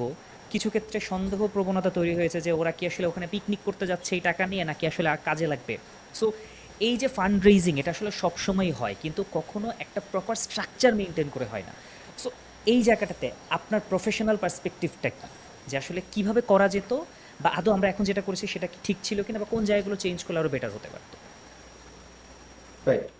খুবই মানে সুন্দর প্রশ্ন, এবং তুমি প্রশ্নের মধ্যে অনেকগুলো উত্তর দিয়ে দিয়েছো যে আহ, এটা কি আরো অর্গানাইজ করা উচিত কিনা। So definitely exactly. অর্গানাইজ, এবং সেটা তাহলে এখন আমাদের একটু প্রসেস নিয়ে কথা বলতে হবে যে তাহলে এটা কিভাবে আসলে করা পসিবল। রাইট। যেটা হয়, এখন ধরো উন্নত বিশ্ব নিয়ে সবসময় কথা বললে হবে না, যে মানে এখানে ওটা হয় আমরা করতে পারবো, বাট ইউজুয়ালি একটা আইডিয়াল কেস হলো তোমার একটা ইমার্জেন্সি অপারেশন সেন্টার থাকবে, তাই তো? রাইট। আমাদের এবার এমার্জেন্সি অপারেশন সেন্টার কোনটা? তো এরকম হতে পারে যে ধরো আমি যদি আমি মনে করি যে আমি এত বড় করব না, তাহলে কুমিল্লা জেলা কেন্দ্রিক, ফেনী কেন্দ্রিক, এটা তো আমার থাকা উচিত ছিল। কার কাছে সব এক্স্যাক্টলি। ইনফরমেশন আছে? ইউএনও সাহেবের কাছে সব ইনফরমেশন আছে, তাহলে তুমি ওভারওয়েলড। সো এমার্জে ধরো আমাদের একটা তোমাকে আরো বলি যে আমাদের কিন্তু ইনস্টিটিউশন গুলো না মোটামুটি আছে, বাট ইনস্টিটিউশন গুলো কোনোটাই কাজ করে না। যেরকম আমাদের একটা ডিজাস্টার ম্যানেজমেন্ট ইনফরমেশন সেন্টার আছে, তাহলে তার কি করা উচিত ছিল যে তার একটা সোশ্যাল মিডিয়া সাইট থাকবে। এগুলো বলতে গেলে অনেক কথা হয় যে তাহলে ফ্লাড ফোরকাস্টিং ওয়ার্নিং সেন্টারের কাজ কি, কারণ এক্স্যাক্টলি। এখানে তোমার ধরো আহ, এই যে পূর্বাভাস যে এইবার যে আমাদের জলবায়ু বা সরি আমাদের আমাদের যে ওয়েদার বিরূপ আচরণ করবে, এটা কিন্তু অনেক আগের, মানে এটা গত বছরে আমি দেখেছি যে এবার একটা তোমার হচ্ছে যে মানে মানে ওটা কঠিন, মানে এল নিনো বা লানিনা এগুলো কনসেপ্ট আমি না যাই, মানে জলবায়ুটা মানে জলবায়ুর পরিবর্তনটা এভিডেন্ট হবে চোখে, সহজ কথায় বলবো ওকে। জলবায়ুর পরিবর্তনটা আমরা আমরা টের পাবো। কোনো জায়গা খুবই মানে অতিরিক্ত গরম হবে, কোথাও খুবই বৃষ্টিপাত হবে, তো সেটা কোথায় হবে, বাংলাদেশে হবে। এই পূর্বাভাসটা ছিল না বললে ভুল হবে, এরকম এটা যারা ওয়েদার ফোরকাস্টিং টুল নিয়ে কাজ করে তারা জানে। তাহলে এই সময় এরকম বৃষ্টিপাত হবে, তাহলে সেটার ইম্প্যাক্ট কি, এটা তো একটা মডেলিং করলেই উঠে আসার কথা। রাইট। আহ, আমি তোমার প্রশ্ন থেকে একটু দূরে চলে যাচ্ছি, বাট তার একটু ওকে। আলোচনা করে নিই। হ্যাঁ সেটা হ্যাঁ, হচ্ছে যে ফাইন। ধরো আমরা বলছি যে এটা ভারতের দোষ। হ্যাঁ, ভারতের দোষ, মানে ভারতের দোষটা কোথায়? ভারতের দোষটা হচ্ছে যে ও অন্যায়ভাবে বাঁধ স্থাপন করছে। ধরো 54টা নদীতে বাদ দিয়ে ও আমাদেরকে একটা রিভার কন্ট্রোল করে ফেলছে। তো সেটা তো একটা লিগাল লড়াই, এবং সেটা আমার মনে হয় যে মানে ওইটা আর চলো মানে দুইটা পাশাপাশি চলতে পারবে না এরকম না। তো ঠিক আছে, তুমি কূটনৈতিক ভাবে বা যদি কূটনৈতিক, কারণ এইভাবে কাজ করে না যে কালকেই বাদ দিয়ে দিলাম, যে সোশ্যাল মিডিয়াতে যে পোস্টগুলো দেখলাম যে আমাদের দেশে বাদ দিয়ে দিলাম তাহলে আর পানি আসবে না, এগুলো মানে খুবই ভয়াবহ কথা, পপুলিস্ট কথা, শুনতে ভালো লাগে, রাইট। এইভাবে আসলে কাজ করে না। তো কূটনৈতিক লড়াইটা হচ্ছে প্রথম মাধ্যম, যে তাদেরকে বলা যে আপনি যখন এরকম একটা বড় বৃষ্টিপাত হবে তখন তো আমাদের ইনফরমেশন মানে যে জিনিসটা জানার কথা। এগেইন আমি আরেকটা জিনিস বলবো যে আমাদের দেশের তাহলে ওই রকমই হাইড্রোলজিস্ট বা মেট্রোলজিস্ট নিয়োগ দিতে হবে, যে এটা এটা রিড করতে না পারার কোনো কারণ নাই কি, যে ওইখানে ওদের স্টোরেজ ক্যাপাসিটি কত ড্যামগুলো, মানে কোন সময় ওদের গেটগুলো ওরা খুলে দিবে। ওরা যদি ইনফরমেশন শেয়ার নাও করতে চায় তাহলে তো আমার নিজের একটা মেকানিজম দাঁড় করাতে হবে, আমার মানুষকে তো বাঁচাতে হবে, এবং এটা তো কন্টিনিউয়াসলি হতে থাকবে। ক্লাইমেট চেঞ্জের যে ইম্প্যাক্টটা এটা তো খুবই ইভিডেন্ট, এবং এই ঘটনাগুলো কিন্তু ঘটতেই থাকবে। তো ধরো এখন আমরা ফ্ল্যাশ ফ্লাড নিয়ে কথা বলছি, তুমি চিন্তা করো যে একটা 6 স্কেলের আর্থকুয়েক হলে ঢাকায় কি হবে, এটার কি কোনো কোনো মানে ধরো সবাই বলতে পারে কি যে কি হবে, পুরান ঢাকা আছে সব ভেঙে চুরে পড়ে যাবে, মানে একটা পুরাপুরি একটা ডেড সিটিতে পরিণত হবে, শিওর। রাইট। বাট তারপরেও কে কোন হসপিটালে যাবে, কোন কোন ইভাকুয়েশন রুট রুট দিয়ে রেসপন্স ইয়েগুলো আসবে, এজেন্সিগুলো আসবে, এগুলো তো মার্কড আউট থাকা উচিত, এগুলো নিয়ে কাজ হয়েছে। বাট মানে এগুলো সব পেপারে আবদ্ধ, মানে এই তোমাকে যদি বলি এগুলো নিয়েও খুব বড় বড় প্রজেক্ট হয়েছে, আর্থকুয়েক মানে এনহ্যান্সিং আর্থকুয়েক রেজিলিয়েন্স, কিন্তু এগুলো সব মানে পেপারে বদ্ধ। এরপরে সেখানে ধরো ঢাকার যারা প্রশাসক তারা চেঞ্জ হয়ে গেলেন, তারা কি জানেন যে এরকম একটা প্ল্যান আছে? না। এইটাই আমি বলছি যে এটা নিয়ে আমি তোমাকে আরো বলছি যে মানে গভর্নমেন্টের ক্যাপাসিটি নিয়ে আমি ইনস্টিটিউশনে বলছি যে ডিজাস্টার ম্যানেজমেন্ট কমিটি আছে, যেন ওয়ার্ড লেভেলে পর্যন্ত কমিটি আছে, কোনোদিনও মিটিং হয় না। এবং বাংলাদেশের একটা স্ট্যান্ডিং অর্ডারস অন ডিজাস্টার আছে যে কে কোন কাজগুলো করবে। হ্যাঁ, সেটা রিভিজিট করার দরকার, বাট অ্যাটলিস্ট একটা কাগজ কিন্তু আছে যে রাইট। মানে হচ্ছে ডিজাস্টারের আগে ধরো পূর্বে তারা মানে রেগুলার সময় তারা কি করবে, তাদের কার্যক্রম কি হবে, ডিজাস্টারের সময় তাদের কার্যক্রম কি হবে। আচ্ছা, এখন হতে পারে যে অনেক সন্ন্যাসী হয়ে গেছে, ডিজাস্টার ম্যানেজমেন্ট কমিটি আছে, এদিকে আবার ইউএনও, কে কার সাথে সমন্বয় করবে, তাহলে সেই কোঅর্ডিনেশন মেকানিজমটা এস্টাবলিশ করা, মিলিটারি কোঅর্ডিনেশন নিয়েও এসওডিতে অল্প কথা বলা আছে, কিন্তু সেগুলোকে টাইটেন আপ করা এগুলো কি খুব কঠিন? মানে 6 মাসেও একটা বিশেষজ্ঞ দলকে যদি বলা হয় যে কে কার সাথে সমন্বয় রাখবে, ফ্লাড ফোরকাস্টিং থেকে ওয়ার্নিং মেসেজ কার কাছে আসবে, যাই হোক এগুলো মানে এগুলো নিয়ে আরো কথা বলবো। তোমার প্রশ্নটাতে বলি যে ইনফর্মাল রেসপন্স কিন্তু আমাদের দেশে দেশে একটা ওভারলি পজিটিভ পজিটিভ একটা তোমার প্রসেস, অথবা পজিটিভ একটা কি বলবো আর্মি বলা যায়, মানে একটা ফুল একটা স্ট্রেংথ হয়ে দাঁড়িয়েছে। দেখো তুমি চিন্তা করো যখন কোভিডের সময় ছিল, অনেক ইনিশিয়েটিভ, আমার ছোট ভাইয়ের বা আমি নিজেই দুটো ইনিশিয়েটিভের সাথে জড়িত থাকার সৌভাগ্য হয়েছে, যে যেখানে আমরা চেষ্টা করছি যে প্রত্যেক সপ্তাহে সবাইকে খাবার দেওয়ার, অথবা আহ, রাইট। মানে কমিউনিটি খুঁজে বের করে সাপোর্ট করা। সো কোভিড-19, তারপরে তোমার হলো যে ওই হাওড়ের যে তারপরে হাওড়ের ফ্লাড হলো। সো ফ্লাডের সময় আমরা এর আগেও দেখেছি যে এরকম একটা মানে মানে ইনফর্মাল রেসপন্স দেওয়া যায়। এই আর এই সময়টা তো ধরো যে স্মরণকালের মানে মানুষ এরকম ঝাঁপিয়ে পড়তে পারে সেটা আনবিলিভেবল, তাই না? তো ডেফিনেটলি। মানে নিজের মানে আমরা সবসময় বলতাম যে আমরা আহ, নোংরা, আমরা কোনো রুল মানি না, কিন্তু আমরা আমরা যদি আমাদের মধ্যে যে স্পিরিটটা আছে এটাকে যদি কোনো এক্স্যাক্টলি। গভর্নমেন্ট পজিটিভলি কাজে লাগাতে পারে তাহলে আমরা কি হতে পারি সেটারও একটা ভালো উদাহরণ। আমরা মানে আমরা জাতি হিসেবে কিরকম। তো আহ, তো এখন এই ইনফর্মাল রেসপন্সটা যখন এত বড় হয়ে যাচ্ছে, দেখাই যাচ্ছে যে ইনফর্মাল রেসপন্স থেকেও 20 crore 30 crore ফান্ড উঠতে পারে। কারণ তুমি চিন্তা করো আমাদের এখানে বাংলাদেশি স্টুডেন্ট অ্যাসোসিয়েশন গুলোতে ফান্ড রেজ চলতেছে। বাইরে এক্স্যাক্টলি। যারা বাইরে তো একটা বড় ডায়াসপোরা আছে বাংলাদেশ, ইউএসএ, ইউকে, অস্ট্রেলিয়া, তারা ফান্ড রেজ করছে। তারা জাস্ট বিশ্বাসযোগ্য, তুমি পোস্টে দেখো যে বিশ্বাসযোগ্য কে, আমি টাকাটা কাকে দিব। রাইট। আচ্ছা, আমাদের হওয়া উচিত ছিল যে গভর্নমেন্টই বিশ্বাসযোগ্য সবচেয়ে বেশি। তারা সব জানে, তাদের কাছে সব ইনফরমেশন আছে, ইউএনও সাহেবের কাছে টাকা পৌঁছাতে পারলে হবে। এখন এই এই ঘাটতিটা আমি আজকের আলোচনায় বসে খুব বলা ডিফিকাল্ট যে মানে যারা মানে আমাদেরকে যারা গভর্ন করবেন তারা তাদের অ্যাকাউন্টেবিলিটি, ট্রান্সপারেন্সি মেকানিজম গুলো কিভাবে স্ট্রেংথেন হবে। কিন্তু একটা ওভারঅল তোমার হচ্ছে আমরা বলি ইনসিডেন্ট কমন সিস্টেম, আবারও একাডেমিক টার্ম, যেটা হচ্ছে একটা ডিজাস্টারের সময় স্ট্যাবলিশ করার কথা। যে যেখানে তোমার 3-4টা উইং থাকবে, কেউ লজিস্টিক্স দেখবে, কেউ প্ল্যানিং দেখবে, কেউ পিআর দেখবে, কেউ জাস্ট মিডিয়ার সাথে কথা বলবে, জাস্ট প্যানিক, যে কোনো ধরনের মিস ইনফরমেশন, গুজব, এগুলো যাতে করে বাইরে না যায়। এবং সেখানে সব ধরনের মানে গভর্নমেন্টের, তোমার হলো আর্মি, তারপরে হচ্ছে তোমার আইএনজিও, এনজিও, এগুলো সবার রিপ্রেজেন্টেটিভ থাকবে, যাতে করে সবার সবার মধ্যে চেক অ্যান্ড ব্যালেন্স থাকে, যে ওর এত টাকা এসছে, ওই টাকাটা ওখানে চলে গেছে। আচ্ছা, রাইট। এখন তাহলে এখন যেটা করা যায়, যেহেতু ইনফর্মাল রেসপন্স এত বড় একটা দাঁড়িয়ে গেছে, তাহলে আসুন্না ফাউন্ডেশনকে নিশ্চয়ই কোনো একটা জায়গায় পার্ট করে দেওয়া যায়, বা বা টিএসসি তে যে টাকাটা উঠলো সেখান থেকে যে কোনো একজন রিপ্রেজেন্টেটিভ, ওই যদি আমরা এরকম একটা ইনসিডেন্ট কমন সিস্টেম স্ট্যাবলিশ করতাম, তাহলে সেটার পার্ট, সে সব তথ্য জানছে। সে ওই মানে ধরো এটা প্রথমত একটা হোয়াটসঅ্যাপ বা মেসেঞ্জার গ্রুপ খুলেও হয়, মানে আমি বলছি যে সবচেয়ে সহজটা, বাট রাইট। সেটার একটা ফর্মাল মেকানিজম, একটা প্ল্যাটফর্ম দাঁড় করানো, একটা টিমসে বা গুগলসে ইজি। হুম বাট হুম। সেটা ট্রেনিং লাগবে, বা সেটা এক্স্যাক্টলি। সেন্সিটিসাইজ করা লাগবে, তাই না? যে আমরা বলি যে তাকে জিনিসটা তাদেরকে বোঝাতে হবে যে এটা ইম্পর্টেন্ট। কারণ রাইট। ধরেন যারা ধরো ইভেন আর্মি পার্সন বা ডিজাস্টার ট্রেন না, যে দুর্যোগে কোন কোন সমস্যা হলো ও মনে করবে যে এটা এত ইম্পর্টেন্ট না, আমি এখন যান বাঁচাবো নাকি আমি ইনফরমেশন নিয়ে বেশি এক্স্যাক্টলি। আহ, আহ, ইয়ে হব, মানে ওয়ারিড হব। এখন সমস্যাটা হচ্ছে যে এই ইনফর্মাল রেসপন্স টিমের তো একেবারে মানে যে ধরো রিমোটেস্ট অফ দি এরিয়াতে যাওয়ার কি তাদের ওয়ে আছে? মানে ও কি জানে যে কোন কমিউনিটিগুলোতে সবচেয়ে এফেক্টেড? ওইখানকার ইউএনও জানতে পারে, ওখানকার এলজির ইঞ্জিনিয়ার জানতে পারে। সো ওর তো ওর সাথে কানেকশনটা লাগবে, ওর তো রাইট। ওখানে ওই ওই প্ল্যাটফর্মটা লাগবে, যেখানে সে, তাতে কি হবে, সে রিপোর্টও ব্যাক করতে পারবে কমিউনিটির কাছে যে তোমার টাকাটা সেফ ওই মানুষই পেয়েছে, সেটা আমি জানি, তাই না? কারণ সে রিপ্রেজেন্টেটিভ। তো এটাই তো দরকার, মানে চেক অ্যান্ড ব্যালেন্স আমরা কি বুঝি, যে হ্যাঁ আমি যদি আমাকে কোনো জায়গায় পার্টিসিপেট করতে সুযোগ দেওয়া হয়, তাহলে আমি ভয়েসও বলবো, যে আমি বলবো যে ওনারা বলছেন যে এখন শুকনো খাবার দরকার, আমি বলছি যে না, আমার কাছে পানি আছে, আপনি পানিটা দিয়ে কি করতে পারেন, তাহলে হুম পানিটা হুম। কোথায় গেছে। সো যে ধরো এই যে আরেকটা জিনিস হলো যে বোট নাই, এটা কেন হবে? একটা আমাদের, তুমি চিন্তা করো যে একটা ফ্ল্যাশ ফ্লাড হচ্ছে রেগুলার, তার মানে আমাদের মানে আমরা ফোর্সই করছি না, বা আমরা অনলি রেসপন্স ফোকাসড হয়ে যাচ্ছি। ডিজাস্টার ম্যানেজমেন্টের একটা হুম। অনেক বড় কথা হচ্ছে যে তোমাকে প্রিপেয়ারনেস ফোকাসড হতে হবে, মানে তোমার অ্যাডহক রেসপন্স বা রেসপন্স থেকে সরে এসে, বিকজ তুমি যত প্রিপেয়ার্ড হবা তোমাকে রেসপন্সে তত টাকা সেভ হতে থাকবে। তুমি যত রাইট। যত তোমার যত মিটিগেশন স্ট্রং হবে তোমার তত রিকভারিতে টাকা বাঁচতে থাকবে, কারণ ওই যেই ফ্লাড শেল্টার আছে সেটা তো আবার বানানোর দরকার নেই, বা তোমার যদি বাসাটা শক্তপোক্ত হয় আবারও তো বাসাটা তোমার বানানোর দরকার নেই। সো এখন আমরা আস্তে আস্তে নর্মালসিতে ফিরে আসছি, আমাদের ফিরে আসবো হোপফুলি।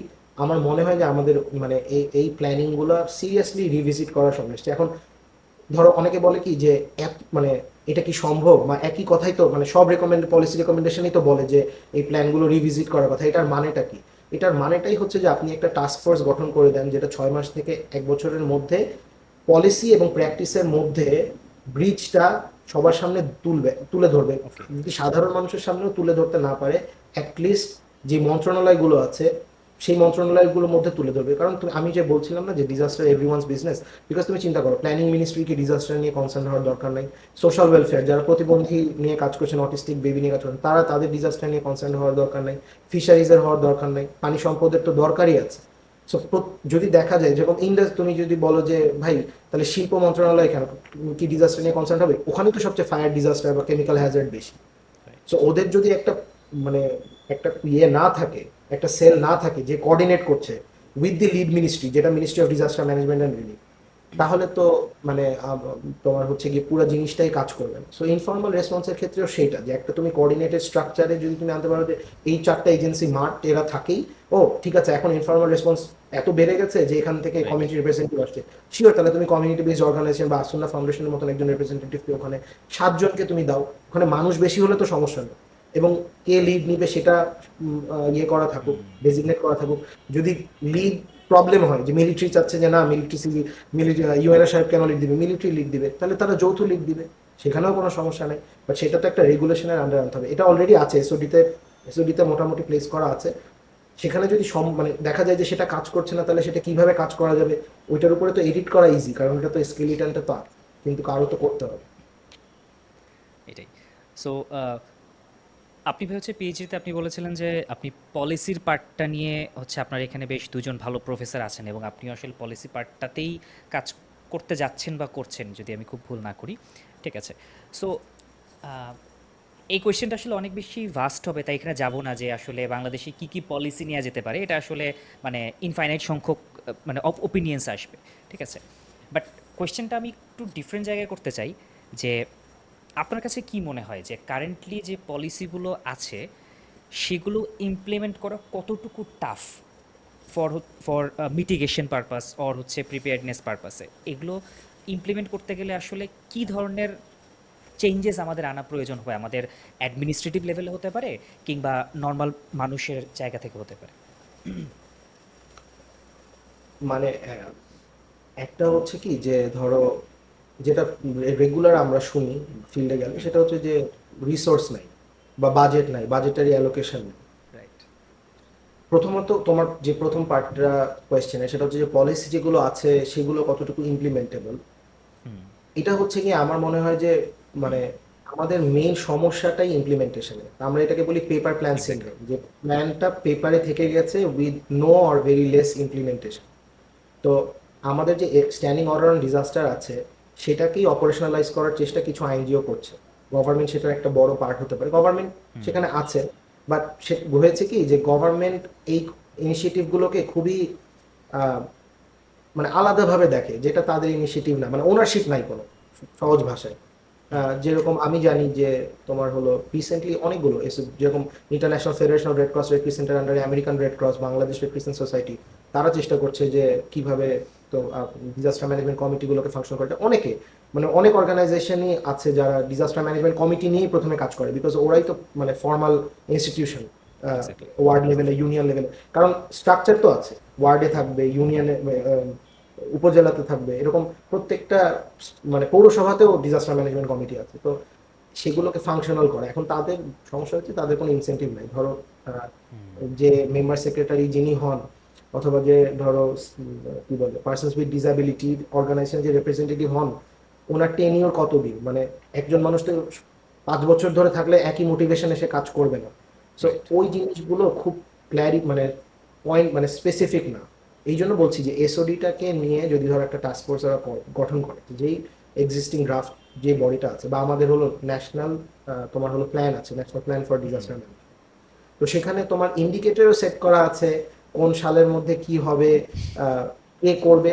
এখন অতটুকু মানে আমরা কিন্তু পলিসির দিক দিয়ে অতটুকু ভালো দিকে গেছি যে কে কোনটা করবে, কিন্তু সেগুলো যখন মানে মিট আপ হচ্ছে না, সেখানে যখন রেড রেড লাইন যেগুলো তো হয়নি, পরের প্ল্যানে সেটা ফলোড আপ কিনা এটা নিয়ে আর কোনো কথা নেই।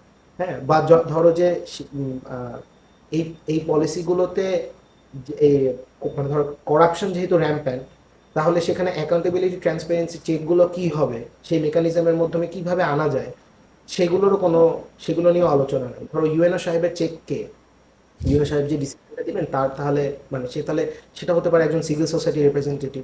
তো সেই রিপ্রেজেন্টেটিভ গুলো আছেন, কিন্তু তাদের কথা ধরো বিষয়টা হচ্ছে যে আমি বললাম স্টেক হোল্ডার পার্টিসিপেশন, মানে এটা একটা জার্গন আমি ইউজ করে ফেললাম। এটা কি মিনিংফুল পার্টিসিপেশন কিনা, এইটাই এনশিওর করা হলো তোমার গুড গভর্নেন্স। তো আমি ওইটাই বলবো যে আমাদের যে তোমার পলিসিগুলো যেগুলো আছে এগুলোকে রিফাইন রিভিজিট করা সম্ভব।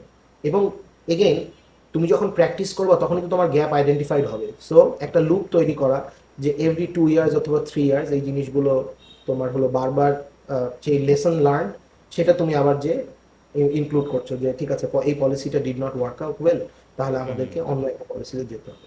আর রিসোর্স কনস্ট্রেন্টসের যে কথাটা বারবার বলা হয় যে আমাদের আসলে এত বাজেট নাই, আমার কথা হচ্ছে যতটুকু বাজেট আছে, তুমি যতটুকু তোমার সক্ষমতা আছে তুমি সেটার অপটিমাল ইউজ করতে পেরেছো? তুমি সেই কোঅর্ডিনেশন স্ট্রাকচারগুলো দাঁড় করাতে পেরেছো? কেন কোন why the all the agencies do not, মানে the agencies responsible for disaster management do not talk to each other, government agency গুলোই do not talk to each other. একটা ক্লাইমেট চেঞ্জের মিনিস্ট্রি আছে, ফরেস্ট এনভায়রনমেন্টের একটা ministry of disaster management relief আছে, তাহলে climate change adaptation আর disaster risk reduction এটা তো খুব ওতপ্রোতভাবে জড়িত। তাদের জয়েন্ট কি ইন্টারভেনশন আছে যেটা তারা দেখাতে পারবে? তারা নেগোশিয়েট কি করছে, যে কনফারেন্স অফ পার্টিগুলো হয় সেখানে যে তারা যায়, সেখানে যে তারা কি নেগোশিয়েট করছে ফান্ডের জন্য, যে আমরা তোমাদের কারণে ডেভেলপ দেশগুলোর জন্য আমরা one of the most disaster. এবং তুমি যদি আইপিসিসি রিপোর্টগুলো দেখো, তুমি আইপিসিসি রিপোর্ট হচ্ছে তোমার, আর সহজভাবে কিভাবে বলবো, inter governmental panel on climate চেঞ্জের কিছু রিপোর্ট আছে যেটা, এবং এখানে খুব মানে প্রাউড ব্যাপার হচ্ছে যে এখানে বাংলাদেশের অনেক সায়েন্টিস্ট আছেন। হ্যাঁ, সাইফুল ওকে ইসলাম স্যার আছেন, বুয়েটের যারা লেখক অথর ওই হুম পাবলিকেশনগুলো বের করে। এখন ওনাদের দেখো বিষয়টা হচ্ছে যে আমাদের পলিসি মেকিং শুধু ডিজাস্টার না, ওভারঅল ইউনিভার্সিটি সেন্ট্রিক না। এখন প্রশ্ন হতে পারে যে ইউনিভার্সিটি টিচাররা কি খুব আহ, মানে তারা কি এই জিনিসগুলোকে খুব সিরিয়াসলি নেন যখন তারা প্রজেক্ট পান? হ্যাঁ, সেখানে একটা বড় গ্যাপ আছে। কিন্তু তাহলে তো মানে you can always hand pick যে কারা এখন যেটা গভর্নমেন্ট করছে যে বিভিন্ন জায়গায় ভালো মানুষের নিয়োগ দেওয়ার চেষ্টা করছে, তাহলে আপনি রাইট এরকমই 4-5 জনকে আপনার পলিসিগুলোকে যদি বলেন যে এটাকে রিভিজিট করো বা এটাকে স্ক্রুটিনি করো যে কোন জায়গাগুলো ঠিকঠাক নাই। তো যেটা বলছিলাম যে আইপিসিসি রিপোর্টে তোমার হচ্ছে বাংলাদেশ কিন্তু মানে ওয়াটার লেভেল রাইজ হতেই থাকবে। সো হুম তোমার যেহেতু climate change, sea level rise, so আমাদের দেশের এগ্রিকালচার বা আমাদের দেশের climate change displacement, climate refugee, internal displacement এগুলো তো অবভিয়াসলি বাড়তে থাকবে, উইচ মিনস মোর কেওয়াস একটা এত ছোট দেশের জন্য। তো আমাদের ধরো যেরকম মুজিব ক্লাইমেট প্রসপেরিটি প্ল্যান নামে একটা প্ল্যান করেছে, হুম আমি শিওর যে ডিজাস্টার আমরা আমরা আমরা যারা আছি আমরাই জানি না যে জিনিসটা আসলে কি। ওকে তুমি বলতে পারো যেটা তো আপনার নিজের জানা উচিত, এক্স্যাক্টলি কিন্তু হ্যাঁ আমার মনে হয় যে এগুলো সেটা মানে তাদেরও উচিত ছিল যে ওয়ার্কশপ করে, মানে যারা এই মানে রিলেটেড ফ্যাকাল্টি তাদেরকেই বলা উচিত যে 800 পেজের ডকুমেন্ট না পড়ে ধরো, বা যারা রেলেভেন্ট, যে হুম কারণ সবাই তো ডিজাস্টার নিয়ে ইন্টারেস্টেড না, যে আবার সবাই ডিজাস্টার পলিসি নিয়েও ইন্টারেস্টেড না। সো ওকে সেগুলোকে ধরো পলিসি ব্রিফ করে ছোট ছোট করে কিভাবে মানে ছড়ানো যায়। এবং ক্লাইমেট প্রসপারিটি প্ল্যানটা যদি কাজ না করে, মানে সেটা যদি কাজ না করে তাহলে তার এগেনস্টে মানে নতুন প্ল্যান আনা, এই বা হচ্ছে সেই প্ল্যানটাকে আবার রিফাইন করা, রিভিজিট করা, এবং সেই প্ল্যানটাকে দিয়ে একটা ডিজাস্টারে দেখা যে একটা একটা ডিজাস্টারের এগেনস্টে প্ল্যানটা কত ইউজফুল হলো। এটা রেগুলারলি আমেরিকায় হয়। একটা রিকভারি প্ল্যান যেটা আছে সেটা এই হারিকেনটাতে কতটুকু ইউজফুল হলো না, তাহলে তুমি রেকমেন্ডেশন দাও এবং সেই অনুযায়ী চেঞ্জ হয়ে যাচ্ছে। ব্যুরোক্রেসি এখানেও আছে, সেনেটে পাস করতে দিচ্ছে না, 2 বছর 3 বছর লাগছে, বাট জিনিসটা হচ্ছে ফাংশনাল। তো আমরা যদি একটা জায়গায় স্টাক হয়ে যাই যে এই একটা পলিসি করলাম, সেই পলিসিটা মানে প্র্যাকটিসের এগেনস্টে কতটুকু ইউজফুল, তাহলে ওই যে যেটা একাডেমিয়াদের সবচেয়ে বড় ক্রিটিসিজম যে ওনারা কোনোদিনও ফিল্ডে যায় না, ওনারা কিছু জানে না। প্র্যাকটিশনাররা সবসময় বলবে, আইএনজিও এনজিও যারা প্রফেশনাল, যে ওই স্যাররা ওনারা এসি রুমে বসে যেটা মনে করেন, বা যারা পলিসি মেকার সচিবরা এসি রুমে বসে যেটা মনে করেন, ফিল্ডে এসে দেখেন না। আসলেই যদি মানে ডেভয়েড অফ রিয়ালিটি প্ল্যান তো আসলে প্ল্যান হতে পারে না। এই জন্য এগুলোকে কন্টিনিউয়াসলি টেস্ট করা, এটাই আমি বলবো যে প্ল্যানগুলোকে, পলিসিগুলো কতটুকু ইমপ্লিমেন্টেবল কতটুকু আমি তোমাকে এখনই বলতে পারবো না, বাট এগুলো টেস্ট করার মাধ্যমে আমাদের জানতে হবে যে এগুলো আসলে কতটুকু ইমপ্লিমেন্টেবল। বাট আমি তোমাকে আমার অবজারভেশন থেকে বলতে পারি যে এগুলো 60 থেকে 70% ইমপ্লিমেন্টেবল। 30%-এর যে গ্যাপটা আছে সেটা আইডেন্টিফাই করে যদি এগুলোকে আবার রিফাইন করা যায়, তাহলে আমার মনে হয় এগুলো আসলে প্ল্যান অফ অ্যাকশন, মানে প্ল্যান এবং অ্যাকশন, প্ল্যান অফ অ্যাকশনে পরিণত হবে। ওকে ডিজাস্টার ম্যানেজমেন্টে যে ভাই 4টা স্টেপ, তার মধ্যে আপনি অলরেডি বলে ফেলছেন যে আমাদের হচ্ছে গিয়ে প্রিপেয়ার্ডনেসের উপরে সব থেকে বেশি ইম্পর্টেন্স দেওয়া উচিত অ্যান্ড মিটিগেশন, এই দুটো। সো ভাই এই দুটো জায়গাতে আমার কাছে মনে হয় যে আমরা দেখি যে প্রতি বছরই আসলে দুর্যোগগুলো স্পেসিফিক কিছু জায়গায়, যেমন শুধুমাত্র যদি আমরা এখন বন্যা নিয়েই কথা বলি, বন্যা আমরা দেখি যে প্রতিবার সিলেটে অবশ্যই বন্যা হয়, ঠিক আছে, এবং আমরা কারণগুলোও জানি, কোন সময় হবে সেটার ইঙ্গিতও আমরা পাই। এবং আপনি অলরেডি বলে আসছেন যে কিছু সংস্থা আছে যারা সব সময় জানে যে আসলে এটা কখন কি হতে যাচ্ছে, জাস্ট দিন শেষে তাদের মাঝখানে হয়তো কোয়ার্ডিনেশনটা নেই, তারা হয়তো ঠিক মতো ইনফরমেশনটা পৌঁছাতে পারছে না। সো যদি একটা আইডিয়াল সিনারিও আমরা একটু চিন্তা করার চেষ্টা করি, ঠিক আছে, সো যে মানে আমরা ডিবেটের মতো একটু ভাই একটা আইডিয়াল সিনারিও একটু চিন্তা করি যে যে মোমেন্টে আসলে এক্স্যাক্ট সিলেটে বন্যা হবে, মানে অতিবৃষ্টি শুরু হতে যাচ্ছে, এই ইনফরমেশনটা আমাদের কাছে আছে এবং আমরা ঠিকমতো ইউএনও স্যার পর্যন্ত পৌঁছাতে পারলাম। আপনার কাছে কি মনে হয় যে আসলে তখন সিনারিওটা কিভাবে চেঞ্জ হতে পারে, বা তখন নেক্সট ইউএনও স্যার আসলে নেক্সট স্টেপগুলো কি নিতে পারবে যদি একটা আইডিয়াল সিনারিওতে আমরা চিন্তা করি, মিটিগেশন আচ্ছা, কিংবা প্রিপেয়ারনেস যদি আইডিয়াল প্রপারলি থেকে সিনারিওতে, থাকে? রাইট, তোমার একটা জিনিস দেখো যে প্রথমত হচ্ছে যে আমাদের যেই আমাদের যে প্ল্যানগুলো আছে সেখানে ডিজাস্টার হটস্পট আইডেন্টিফাই করা আছে, ওকে। কোন দুর্যোগের জন্য কোন মানে কোন হটস্পটগুলো। হুম। হাওয়েভার কুমিল্লা বা ফেনী ও এরা মানে এই জোনটা কিন্তু এরকম ডিজাস্টার ফেস করবে, এটা মানে আনপ্রেডিক্টেবল ইন দি সেন্স যে ধরো ইন লাস্ট 100 ইয়ার্সও হয়তো বা তারা এরকম ভয়াবহ ফ্লাড দেখেনি। ওকে। তো হ্যাঁ। ক্লাইমেট চেঞ্জ জিনিসগুলোকে চেঞ্জ করবে, ক্লাইমেট এরকম হতেই পারে। মানে আমার কথা কি যে sudden sudden and onset disaster মানে ফ্ল্যাশ ফ্লাডের মতন, তুমি ধরো হুম। মানে আমাদের দেশে ধরো মানসান ফ্লাড হয়, সেটাও খুব খারাপ মানুষের জন্য, ধরো কুড়িগ্রাম রংপুর ডেফিনেটলি। ওই হুম। ওই নর্দার্ন পার্টটা এফেক্টেড হয়। অনেক সময় হঠাৎ করে সেটা শুষ্ক হয়ে যায়, রাজশাহীর মতন এরিয়াগুলো হুম। বরেন্দ্র ট্র্যাক্টগুলো শুষ্ক হয়ে থাকে, তখন সেটা অন্য ধরনের একটা সমস্যা। সাইক্লোন হচ্ছেই কন্টিনিউয়াসলি, হুম। আহ, বাংলাদেশের সাইক্লোন একটা না একটা প্রত্যেক বছর হিট করে, তাহলে আমাদের খুলনা বা বরিশালের ওই জোনটা বা চিটাগং, যেখানে ওখানে অলরেডি আবার একটা রোহিঙ্গা ক্রাইসিস হয়ে আছে, সো ওই বেলটা বে অফ বেঙ্গলে আমাদের ওইটা একটা অলরেডি আমরা একটা সমস্যার মধ্যে আছি। নর্থ ইস্টার্ন মানে হাওড় অঞ্চলে রেগুলারলি ফ্ল্যাশ ফ্লাড হচ্ছে, কারণ পাহাড়ি হুম। ঢলটা নেমে নেমে আসে। সো আমাদের এখন কি করতে হবে? আমাদের যেটা আইডিয়াল সিনার কথা বললাম, প্রথমত আমাদের যে আমাদের যে অলরেডি হ্যাজার্ড অ্যাসেসমেন্টগুলো আছে সেই সেইখানে ইনক্লুড করতে হবে যে যে যে জায়গাগুলো দিয়ে মানে যে কোনো একটা র্যাপিড অনসেট ডিজাস্টার হতে পারে, সেটা ফ্ল্যাশ ফ্লাড হতে পারে, আর্থকোয়েকও হতে পারে, হুম। মানে যেটার কোনো ধরো অত সময় পাবা না তুমি নিজেকে প্রিপেয়ার করার জন্য, যদি সহজ এক্স্যাক্টলি। ভাষায় বলতে পারি যে হুম। মানে বিনা নোটিসে চলে আসে। তাহলে যেই জায়গাগুলোতে বাঁধ আছে ভারতের, আমি তো কালকেই যদি আমি বলি যে হ্যাঁ কালকেই আমি আন্দোলন করে ভারতের বাঁধ উঠিয়ে দিব, এটা তো একটা ভয়াবহ কথা হবে। তো এটা তো হবে না। তো একটি রাইট। কূটনীতি, একদিকে লিগাল লড়াই, সেটা জারি থাকুক, কিন্তু তোমার হচ্ছে যে যেই জায়গাগুলোতে মানে ড্যাম দেওয়া আছে সেখানে দুইটা ধরনের প্রবলেম হয়। একটা হচ্ছে যে অতিরিক্ত পানি চলে আসে, একটা হচ্ছে ড্রট হয়ে যায়। তাহলে তোমাকে দেখতে হবে যে ওই মানে ওই পয়েন্টগুলোর কাছাকাছি, ওই মানে ধরো কুমিল্লা ফেনী, তাহলে তার কাছাকাছি অঞ্চলকে এত বেশি ডিসরাপ্টেড হবে না, যাতে করে তুমি সেখান থেকে রিসোর্স ট্রান্সফার করে সেখানে নিয়ে যেতে পারো। তাহলে তোমার ওই এরিয়াগুলোর কাছাকাছি সবচেয়ে বড়, যদি তুমি ত্রাণ তহবিল বলো বা রিসোর্স ইনভেন্টরি বলো, বা তোমার যদি যদি তুমি ধরো মনে করো যে আর্মি ইনভলভ হবে, তাহলে ক্যান্টনমেন্টগুলোকে সেভাবে সুসজ্জিত করা হুম। এবং ডিজাস্টারের ট্রেনিং দেওয়া। আমি বলবো যে ফ্লাড ভলেন্টিয়ার তৈরি করা বহুত মানে আমি জানি না যে তুমি সিপিপির নাম শুনেছো কিনা, সাইক্লোন প্রিপেয়ারনেস প্রোগ্রাম শুনে থাকতে পারো। কারণ হলো যে সিপিপি খুবই মানে সবাই জানে যে তারা মানে সাইক্লোন হলে তারা মানুষজনের বাসায় বাসায় যে তারা তারা ভলেন্টিয়ার এবং তারা তাদেরকে ডেকে বিভিন্ন ধরনের শেল্টারে নিয়ে যায়। তাহলে তুমি ফ্লাড ভলেন্টিয়ার তৈরি করার কাজ করতে পারো। এখন এগেইন প্রকল্পগুলো যদি সব টাকা উড়ানোর ব্যবস্থা হয়ে যায়, যে ফ্লাড ভলেন্টিয়ার ওরে ট্রেনিং মানে যত টাকা পারো এনে এখানে দাও এবং সবাই মিলে এটা একটা উৎসবের মতন হয়ে যায় না। হুম। তুমি দেখছো যে অলরেডি কারা কারা মোটামুটি এই জিনিসগুলো বোঝে। মনে করো প্রত্যেকটা জেলায় রেড ক্রিসেন্ট সোসাইটি আছে, ইউথ রেড ক্রিসেন্টরা আছে, তাদের অনেক সময় অনেকেরই ঢাকায় যেয়ে তারা ডিজাস্টারের ট্রেনিং করে। তাহলে তুমি এক্স্যাক্টলি। তাদেরকেই ফ্যাসিলিটেট করো যে স্কুল কলেজগুলোতে যে একটা ভলেন্টিয়ার গ্রুপ পুল তৈরি করা, বা তাদেরকে অ্যাটলিস্ট দুর্যোগ সম্পর্কে অবহিত করা।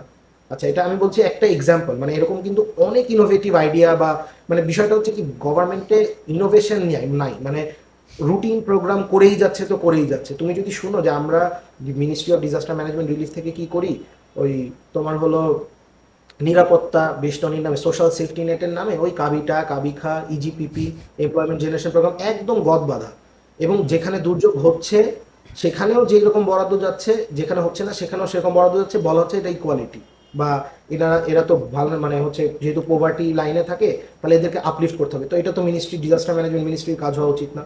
জাস্ট বিকজ এই কালভার্ট গুলো তৈরিতে এই জিপিপি প্রোগ্রামে টাকা আছে। হুম এগুলো তো সোশ্যাল ওয়েলফেয়ার মিনিস্ট্রির খাওয়া উচিত, যে ওকে কি মানে আমি একটা মানুষ পোভার্টির মধ্যে পড়ে গেলে কিভাবে তাকে বাঁচাবো। তাহলে তাহলে তুমি এখন মিনিস্ট্রিগুলোর কিন্তু অনেকটা মানে এক্সপেরিমেন্টাল কিছু প্রজেক্ট রান করা উচিত, যে আমি যদি একটা মানে গ্রাম কেন্দ্রিক এই প্রজেক্ট রান করি, তাহলে সেখানে যদি লিডারশিপ তৈরি করতে পারি, তাহলে সেটা কতটুকু ইউজফুল হলো, কারণ সেটাই তো রিটেন করবে ওভার দ্য ইয়ার, রাইট? তো তাহলে তুমি ওই সব জায়গায় টাকা না দিয়ে তুমি ধরো 14টা জেলাকে তুমি 1 বছরে তুমি টার্গেট করো, বা 3 বছর টার্গেট করো, 3 বছর ওখানে প্রোগ্রাম চলবে। আচ্ছা, মিনিস্ট্রির নিজের কাছে টাকা নাই, ধরো মিনিস্ট্রির নিজের কাছে টাকা নাই, তাহলে মিনিস্ট্রি কি করবে? ও গভর্নমেন্টের সাথে নেগোশিয়েট করে সিডিএমপির মতনই কোনো একটা প্রোগ্রাম রান করার চেষ্টা করবে। হুম সো এই যে মনে করো এরকম আইডিয়া, তো আমি একটা খুবই জুনিয়র এবং আর্লি ক্যারিয়ার রিসার্চার, তুমি চিন্তা করো যে এরকম রিসোর্স কত আছে দেশে এবং দেশের বাইরে, যে যাদের সাথে 14-15 জনের সাথে বসলে তাদের মাথায় অসংখ্য আইডিয়া আছে। আচ্ছা, ব্যাক টু ইয়োর কোয়েশ্চেন। প্রথমত আইডিয়াল সিনারিওটা আমি তোমাকে মানে চেষ্টা করছি নিজের মাথায় ইনকালকেট করে তারপর তোমাকে বলার। একটু ডিফিকাল্ট আমাকে, যদি তুমি ধরো এটা পরীক্ষার প্রশ্নের মতন হয়ে গেছে, যদি ধরো মানে আধা ঘন্টা পেতাম তাহলে হয়তো একটা কিছু ফ্রেমওয়ার্ক দাঁড় করে ফেলতে পারতাম। বাট তারপরে আমি আমার মাথায় এটা নিয়ে আমি অনেক চিন্তা করি, তো এটা নিয়ে আমি তোমাকে বলি যে মানে প্রথমত আমি মনে করি যে ওই ওই ফ্রেম কি বলে এটাকে, ওই নেটওয়ার্কিং চ্যানেলটা দাঁড় করানো, যে হুম ইনফরমেশনটা কার কাছে প্রসেস। সো দেখো প্রথমে মানে মিটিগেশন স্টেপের, যদি মিটিগেশন স্টেপে চিন্তা করি, যদি নন স্ট্রাকচারাল, তাহলে রুলস রেগুলেশন, তাই তো? সেটা তো কোনো একটা মানে কোনো একটা বই থেকেই আসবে, যে রিস্ক এক্স্যাক্টলি অ্যাসেসমেন্ট করা হয়েছে এই এরিয়াগুলোতে, যদি ডিজাস্টার ডিক্লেয়ার করা হয় তাহলে এই সহায়তাগুলো যাওয়ার কথা। এবং ধরো প্রাইভেট মানে কেউ দ্রব্যমূল্য বাড়াতে পারবে না, কেউ, এবং ওই সময় হচ্ছে গিয়ে মানে এরকমও যে যদি প্রয়োজন হয় তাহলে ফ্রিও দিতে হবে, যারা ধরো নৌকার মালিক বা এরকম ধরনের ল তৈরি করা, তাই তো? এটা হলো ফার্স্ট স্টেপ, যে আমার রিস্ক অ্যাসেসমেন্ট রেডি, এগুলো আহ, এই এই এই এরিয়াগুলো চিহ্নিত। এখানে ফ্ল্যাশ ফ্লাডও হওয়ার সবচেয়ে বড় সম্ভাবনা আছে। আশেপাশে কোন কোন রিসোর্সের জায়গাগুলো আছে, ঢাকা থেকে কে যাচ্ছে, কারা কারা হুম যাচ্ছে, এটা তো মানে ফর্মাল। ইনফর্মাল তো রাইট তখন পরে হবে। এবং ইনফর্মাল এজেন্সির জায়গাটা কোথায়, ওই ওই ইনসিডেন্ট কমান্ড সিস্টেমের মধ্যে যখনই একটা রেসপন্স আমরা ঝাঁপায় পড়ছি, তখন আমি ইনফর্মাল যে বাহিনী মানে যে রিপ্রেজেন্টেটিভ আসবে তাদেরকে আমি কোথায় অবস্থান দিচ্ছি, এবং তাদের ক্রাইটেরিয়াগুলো কি কি হবে। মানে ধরো কোন সাপেক্ষে, আমি তো যে কেউ এসে যদি বলে যে আমি এখন জনগণের রিপ্রেজেন্টেটিভ, তাহলে তো হবে না, তাই না? তাহলে তাকে হয়তো কোনো একটা অর্গানাইজেশনের পার্ট হতে হবে, যেটা গভর্নমেন্ট রেকগনাইজ করে। আচ্ছা, এরপরে তোমার এরপরে তোমার কোন এজেন্সিগুলো আছে যারা এই ফোরকাস্টিং নিউজগুলো, আচ্ছা অনেক সময় হয়ে গেছে, সরি আমি অনেকক্ষণ ধরে কথা না না বলছি। ইটস ওকে ভাই বাট ফোরকাস্টিং মেসেজগুলো কারা তৈরি করে এবং ফোরকাস্টগুলো কারা দেয়? সো ফোরকাস্ট তো তাহলে মানে ধরো বছরের প্রথমে জানুয়ারিতেই ফোরকাস্টটা চলে হুম আসার কথা গভর্নমেন্টের কাছে, গভর্নমেন্ট সেটা ডিসিমিনেট করার কথা লোকাল লেভেলে, এনজিও বলছি ইউএনও সাহেব, বা তোমার হচ্ছে যে ডিসির কাছে, যে এরকম একটা ঘটনা ঘটতে যাচ্ছে। এটা খুবই আইডিয়াল বলছি। যদি তাও না হয়, যদি এরকম হয় যে আমরা আসলে ভালো প্রেডিক্ট করতে পারিনি, আমাদের ফোরকাস্টিং ফেল করেছে, হুম তাহলেও যখন যখন এরকম ফ্লাডের ঢালাও মানে এই ফ্লাডটা শুরু হবে, এইটা মিনিস্ট্রি অফ ডিজাস্টার ম্যানেজমেন্ট রিলিফে আসবে, ডিএমআইসিতে আসবে, অথবা মানে প্রাইম মিনিস্টার্স অফিসেও আসতে পারে। Prime ministers office, ministry of disaster management relief এটা কোঅর্ডিনেট করবে। অন্যান্য ইন্টার মিনিস্টেরিয়াল একটা অলরেডি বডি আছে এসওডির আন্ডারে, তারা মানে এটা 2 দিন পরে মিটিং হবে এরকম না, মানে তৎক্ষণাৎ। তোমার এখন অনেক জুম খুবই ইজি, তো তারা রাইট সেই মিটিংটার মাধ্যমে যে যেটা করবে সেটা হচ্ছে যে যতগুলো ফোর্স আছে, আর্মি, মনে করো যে এটাকে আমরা কি বলি, মিলিটারি, প্যারামিলিটারি, সামরিক, হুম তোমার হচ্ছে তারপরে ধরো যে যেরকম অক্সিলারি একটা force, Bangladesh Red Crescent society গভর্নমেন্টের অক্সিলারি ফোর্স, তাহলে এই ইনভেন্টরিটাও থাকবে যে আমরা একসাথে এক জায়গায় কত মানুষকে রেসপন্সে পাঠাতে পারি। ওকে সেখানে ট্রেনিং এর ব্যাপারটা আসে আবারও ঘুরে, যে ট্রেন্ড আপ, কারণ কি আর্মি প্রফেশনাল মানেই যে ট্রেন্ড আপ হবে ডিজাস্টারে, এরকম না। মানে ডিজাস্টারে কোন কোন মানে ইয়েগুলো হতে পারে, আর ধরো এক আর্মি পোস্টিং হচ্ছে, সো কুমিল্লার কোন গ্রাম সবচেয়ে ভয়াবহ অবস্থা আছে এটা তো উনি জানবে না, এটা তো ইউএনও সাহেব প্রথমে এসে ওনার জানার কথা। সো ওই সমন্বয়টুকু করা। এরপরে তোমার যখন রিসোর্স আছে এতটুকু, তুমি তারপরে বললা যে আমার রিসোর্স এতটুকু আছে, গভর্নমেন্টের এই ফান্ড মানে এতটুকু বাজেট আছে, আমার এতগুলো মানুষ ডিপ্লয় করা পসিবল, হেলথ প্রফেশনাল এতগুলো ডিপ্লয় করা পসিবল, তাহলে না ঘাটতি বোঝা যাবে। যে এবার 35 লাখ মানুষ হচ্ছে কি আক্রান্ত হয়েছে, এরপরে এবার ধরো 72 লাখ হলো, হতেই পারে। আমরা মনে করছি যে এরকম মনে হয় কি কোনো কিছু হবে না, বাট হতেই পারে 72 লাখ হতেই পারে আরো মানে আরো বেশি এফেক্টেড হয়ে যেতে পারে। তাহলে তখন আমার যে ধরো তোমার হলো অন্যান্য যে স্কাউট যে মানে অলরেডি আমার যে রিসোর্স গুলো আছে অন গ্রাউন্ড, হুম তারা যারা তাদের ওখানে ডিজাস্টার ট্রেনিং একটু ম্যান্ডেটরি করা, এবং তখন ওখান থেকে রিসোর্স পুল করা যে কারা কারা আছেন। এরপরে দেখা যাবে যে ইনফর্মালি যে সাধারণ ছাত্র জনতা যাদের হয়তো ডিজাস্টারের ট্রেনিং নাই, সো এই ক্ষেত্রে ধরো আমাদের, আমি নিজে বলবো আমার ইনস্টিটিউটের অথবা ডিজাস্টার সায়েন্সেরও একটা বড় রোল আছে, যে তারা চেষ্টা করবে যে অলরেডি যেই ধরো ইয়ে আছে, তোমার বিএনসিসি আছে বা স্কাউটস আছে, হুম তাদের মধ্যে থেকে তাদের সবাইকে নিয়ে বা অন্যান্য ডিপার্টমেন্ট ইন্টারেস্টেড এরকম একটা ডিজাস্টার মোটামুটি নলেজ রাখে, যে ফার্স্ট রেসপন্ড করার মতো নলেজ রাখে, এরকম একটা পুল তৈরি করে। তো মানে ধরো রেড ক্রিসেন্ট সোসাইটি কিন্তু এগুলোতে অনেক হেল্প করে, লাইট সার্চ অ্যান্ড রেস্কিউ। আমি বললাম যে ওই অতটুকু মানে কি, এটা একটা জাস্ট ইনিশিয়েটিভের ব্যাপার, এটা একটা ইনিশিয়েটিভের ব্যাপার, আমরা অনেক সময় ইনিশিয়েটিভটাই নিতে ফেল করি। এক্স্যাক্টলি তো আমি নিজেই ইনস্টিটিউটে চেয়েছিলাম যে আমাদের হলো গিয়ে ট্রেন ভলেন্টিয়ার্স থাকুক হুম পুরা ইউনিভার্সিটিতে, এরকম একটা জিনিস আমি চিন্তা করেছিলাম যে যদি একটা আর্থকুয়েক হয়, তাহলে যদি এরকম হয় কোনো হল ভেঙে পড়ছে তাহলে কি হবে। ওই ব্যুরোক্রেসি, যে ব্যুরোক্রেসি যে মানুষ মানে ধরো উপরে ইনিশিয়েটিভই না, মানে এটা এটা অনেক ঝামেলার, আচ্ছা এটার আবার ফান্ড কোত্থেকে আসবে, এই ধরনের প্রশ্ন। কিন্তু চাইলেই চক ডাউন করা সম্ভব, যে আচ্ছা ঠিক আছে পরের বাজেট করার সময় এই জিনিসটাকে হুম কিভাবে এটাতে accommodate করা। তো আমি বললাম তো আবারও ঘুরে ফিরে এটা হচ্ছে মানে গভর্নেন্স, গভর্নেন্স অ্যান্ড গুডউইল, যারা গভর্নেন্সে আছে তাদের কতটুকু গুডউইল আছে। ওকে, সো এটার সাথে ভাই জাস্ট আমি একটা জিনিস একটু অ্যাড করি, আমার হঠাৎ মাথায় আসছে আপনার কথা শুনতে শুনতে যে আমাদের কর্পোরেট অফিসগুলোতে মানে চাকরির সুবাদে আমাদের হচ্ছে কি আমি দুটো অফিসেই দেখেছি যে বছরে একবার করে ফায়ার সেফটি ডিপার্টমেন্ট থেকে একজন এসে আমাদের অফিসের সবাইকে একটা ট্রেনিং দেয়। কিছুই না, যে একটা ফায়ার অ্যালার্ম বাজবে, প্রথমত ফায়ার অ্যালার্ম, আমার প্রথম অফিসে প্রথমবার ফায়ার অ্যালার্ম চাপ দেওয়ার পর দেখা গেছে ওটা বাজে না, ঠিক আছে। সো অফিসের যিনি একজন স্টাফ সে আমাদেরকে বলছে ঠিক আছে আমি চিৎকার করব, তখন আপনারা সবাই দৌড় দিবেন। সো আমাদেরকে হচ্ছে ওই চিৎকার দেওয়া এবং তারপরে হচ্ছে দৌড় দেওয়া। আমরা যখন দৌড়ায় সবাই সিঁড়িতে নামলাম দেখলাম যে নিচে একজন ট্রেন প্রফেশনাল ছিলেন, তিনি স্টপ ওয়াচ নিয়ে দাঁড়ানো, তিনি বললেন যে আপনাদের প্রায় 7.5 মিনিট লেগে গেছে, এমনি হবে না, 2 মিনিটের ভিতরে নামতে হবে। আমরা কেউ জানতামও না যে আসলে 2 মিনিটের ভিতরে আপনাদের নামতে হবে। আমরা নিশ্চিন্তে যে আচ্ছা আরে গল্প করতে তার নিচে কি হবে আপু ভাইয়া, এটা। সো অ্যাটলিস্ট একটা ট্রেনিং ছিল। দেন হচ্ছে কি আমাদেরকে একটা এমার্জেন্সি এক্সিট দিয়ে ওই সিঁড়ি দিয়ে একটু নামা, সবাই কিভাবে নামবে সেই প্র্যাকটিসটা ছিল। দেন হচ্ছে আমাদের ওই যে ওই ফায়ার এক্সটিংগুইশারটা কীভাবে ইউজ করতে হয় আমি জানতাম না, আমি সেটা শিখছি কিছুদিন আগে। তো এই ট্রেনিংগুলো হয়। সো সিমিলার ট্রেনিং আমার কাছে মনে হয় যে যে অঞ্চলগুলোতে বন্যা হয় কিংবা যে অঞ্চলগুলোতে আসলে ঘূর্ণিঝড় বেশি হয়, আর্থকোয়েক বেশি হতে পারে, সেই অঞ্চলগুলোতে আপনি একটা অলরেডি বলে ফেলছে যে আপনার প্ল্যান ছিল, বাট এটা কি সামহাও আসলে আমার কাছে মনে হয় যে এটা একটু ক্যারিকুলামের একটা পার্টি হতে পারে যে বাসে একদিন একটা ট্রেনিং সেশন হবে যেখানে সবাই যাবে, যেখানে সবাইকে অ্যাটলিস্ট ট্রেনিং দেওয়া হবে যে তুমি বন্যাপ্রবণ এলাকায় পড়াশোনা করো। সে ফর এক্সাম্পল কেউ যদি ওই ওই এলাকাগুলোতে পড়াশোনা করতে যায় তাহলে তাকে অন্তত জানায় দেওয়া যে তোমার কিন্তু সাঁতার জানতে হবে, না জানলে শিখে নাও। তোমার কিন্তু আসলে এমার্জেন্সি জিনিসপত্র একটা ব্যাগে ভরে রাখতে হবে যেন তুমি সেটা নিয়ে চলে যেতে পারো। টাকা ছড়াই ছিটায় রাখবা, জামা কাপড় ছড়াই ছিটায় রাখবা, ল্যাপটপ নিব না ফোনটা নিব কি নিব, এগুলো করা যাবে না। তো আমার কাছে মনে হয় যে এই অ্যাওয়ারনেস প্ল্যানটা আসলে ইউনিভার্সিটি সেটা সিনিয়রদের থেকে আসতে পারে কিংবা সেটা একাডেমিক্যালিও অ্যাড করা যেতে পারে, এটা মনে হয় আমার কাছে একটা পার্ট হতে পারে।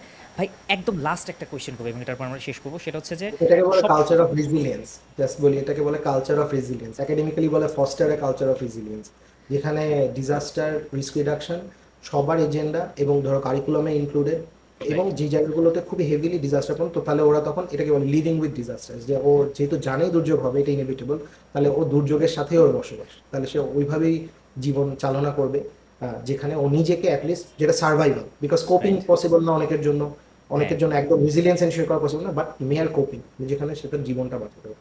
তো এক্স্যাক্টলি, মানে অ্যাটলিস্ট পারফেক্টলি সার্ভাইভালের পয়েন্টেড জন্য আছে। যতটুকু। আচ্ছা, সো ভাই একদম শেষের দিকে যে আমার লাস্ট কোয়েশ্চেন যেটা হবে সেটা হচ্ছে যে সবসময় আমাদের কাছে একটা কোয়েশ্চেন একটা জিনিস অলওয়েজ বলা হয় যখনই আমরা বলি যে অমুক দেশে অমুকটা এরকম হলে, যেমন আছে ফর এক্সাম্পল জাপানের কথা হতে পারে যে ওখানে তো প্রচুর ভূমিকম্প হয়, ওরা ওটার জন্য নিজেদের মতো করে কালচারটাকে গ্রো করে ফেলছে। সো বা অনেক কিছু আসছে, সো ওদের বা যখন ওদের মানে তোমার কোনো হাউজিংই চেঞ্জ করে ফেলেছে, মানে ওদের ধরো এক্স্যাক্টলি যে মেটেরিয়াল গুলো, মানে হ্যাঁ ভূমিকম্প হলে ওরা ওইভাবে আঘাতপ্রাপ্ত হবে না, because light exactly material. Exactly ঠিক আছে। সো ভাই সবসময় বলা হয় যে আসলে ওই অঞ্চলগুলোতে ক্ষয়ক্ষতির পরিমাণ অনেক কম হয় কিংবা হলেও সেটাকে রিকভারি অনেক ফাস্ট করা যায়। সো এই জায়গাটাতে অলওয়েজ একটা জিনিস বলা হয় যে বাংলাদেশ কি আর ওই রকম কিনা, বাংলাদেশ কি আর উন্নত বিশ্বের সাথে পারবে। সো এই জায়গাটাতে কেন পারবে না, এই কোয়েশ্চেন অ্যান্সারের সব থেকে বেশি অ্যান্সার আমি এখন পর্যন্ত যেটা পাইছি সেটা হচ্ছে যে ওদের টেকনোলজি আর আমাদের টেকনোলজি কি সেম।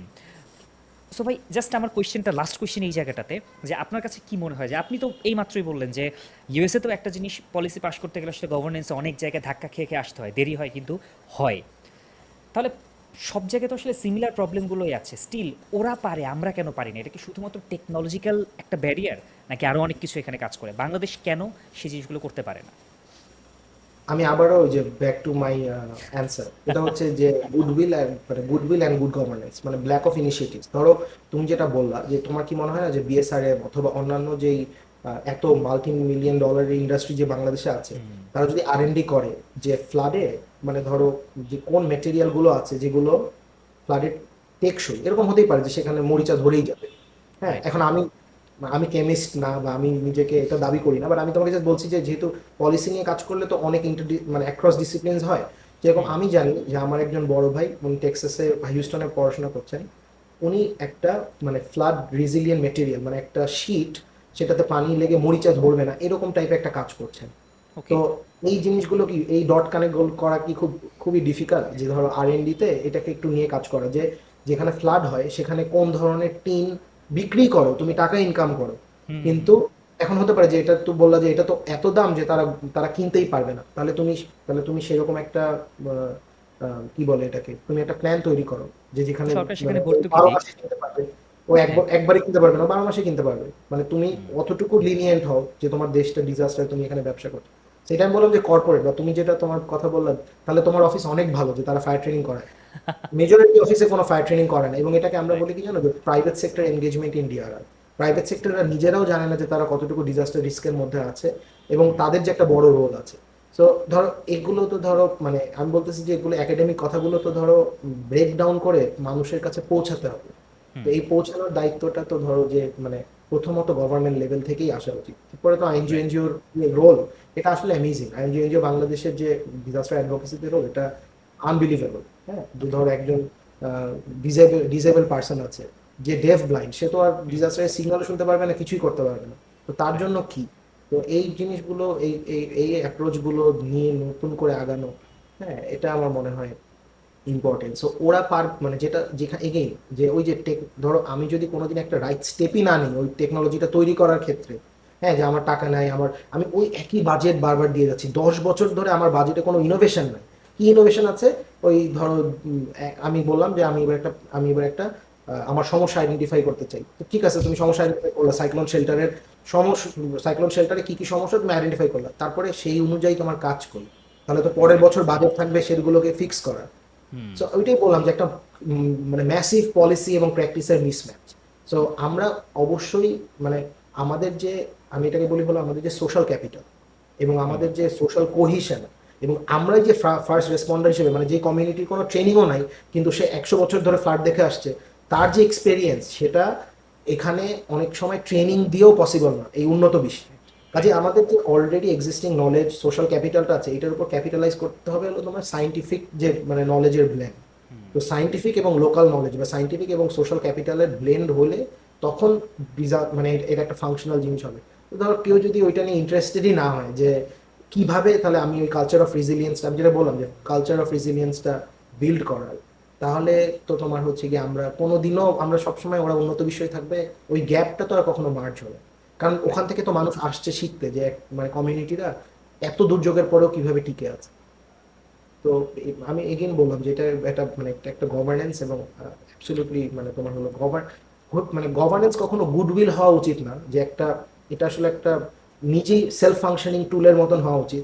কিন্তু আনফর্চুনেটলি যেহেতু এখন এরকম একটা ধরো মানে আমাদের যেহেতু করাপশন খুব র্যাম্প্যান্ট, এই জন্য ধরো হুম। গুডউইলের উপর হয়ে গেছে, সেই জন্য ইন্ডিভিজুয়াল কারা যে ওই জায়গাগুলোতে বসছে, এইটাও পিক করা খুব জরুরি, যে গভর্নমেন্টের যে পলিটিক্যাল অ্যাপয়েন্টমেন্টগুলো সেগুলো আসলে ফিক্সড হওয়া খুব জরুরি।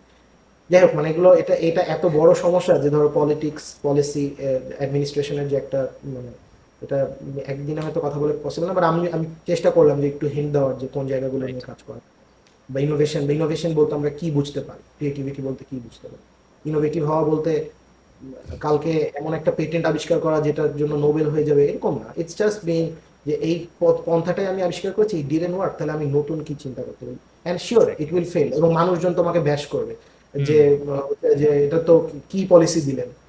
শিওর, কিন্তু সেইটা থেকেই লার্নিংটা হবে। তো পলিটিশিয়ানরা যদি অতটুকু মনে করতে পারে যে শুধুমাত্র ভোটে যাওয়াটাই তাদের একমাত্র, ভোটে জেতাটাই 5 বছরে তাদের একমাত্র গোল হওয়া উচিত না, তাহলে হয়তো আমার মনে হয় যে মানে ওই জায়গাগুলো বেটার হবে, যদি এখানে তারা আসলে রিস্কও নিবে যে ঠিক আছে এই বাজেটটা দিয়ে দেখি। এই পার্টটাতে আমরা ভাই এখন বোধহয় একটু আশা করতে পারি, যেহেতু আমাদের আসলে একটা নতুন স্টার্টিং। সো এই জায়গাটাতে আমরা বিশ্বাস করতে চাই এবং বিশ্বাস করি যে যোগ্য লোকেরা এখন যোগ্য জায়গাগুলোতে আছেন।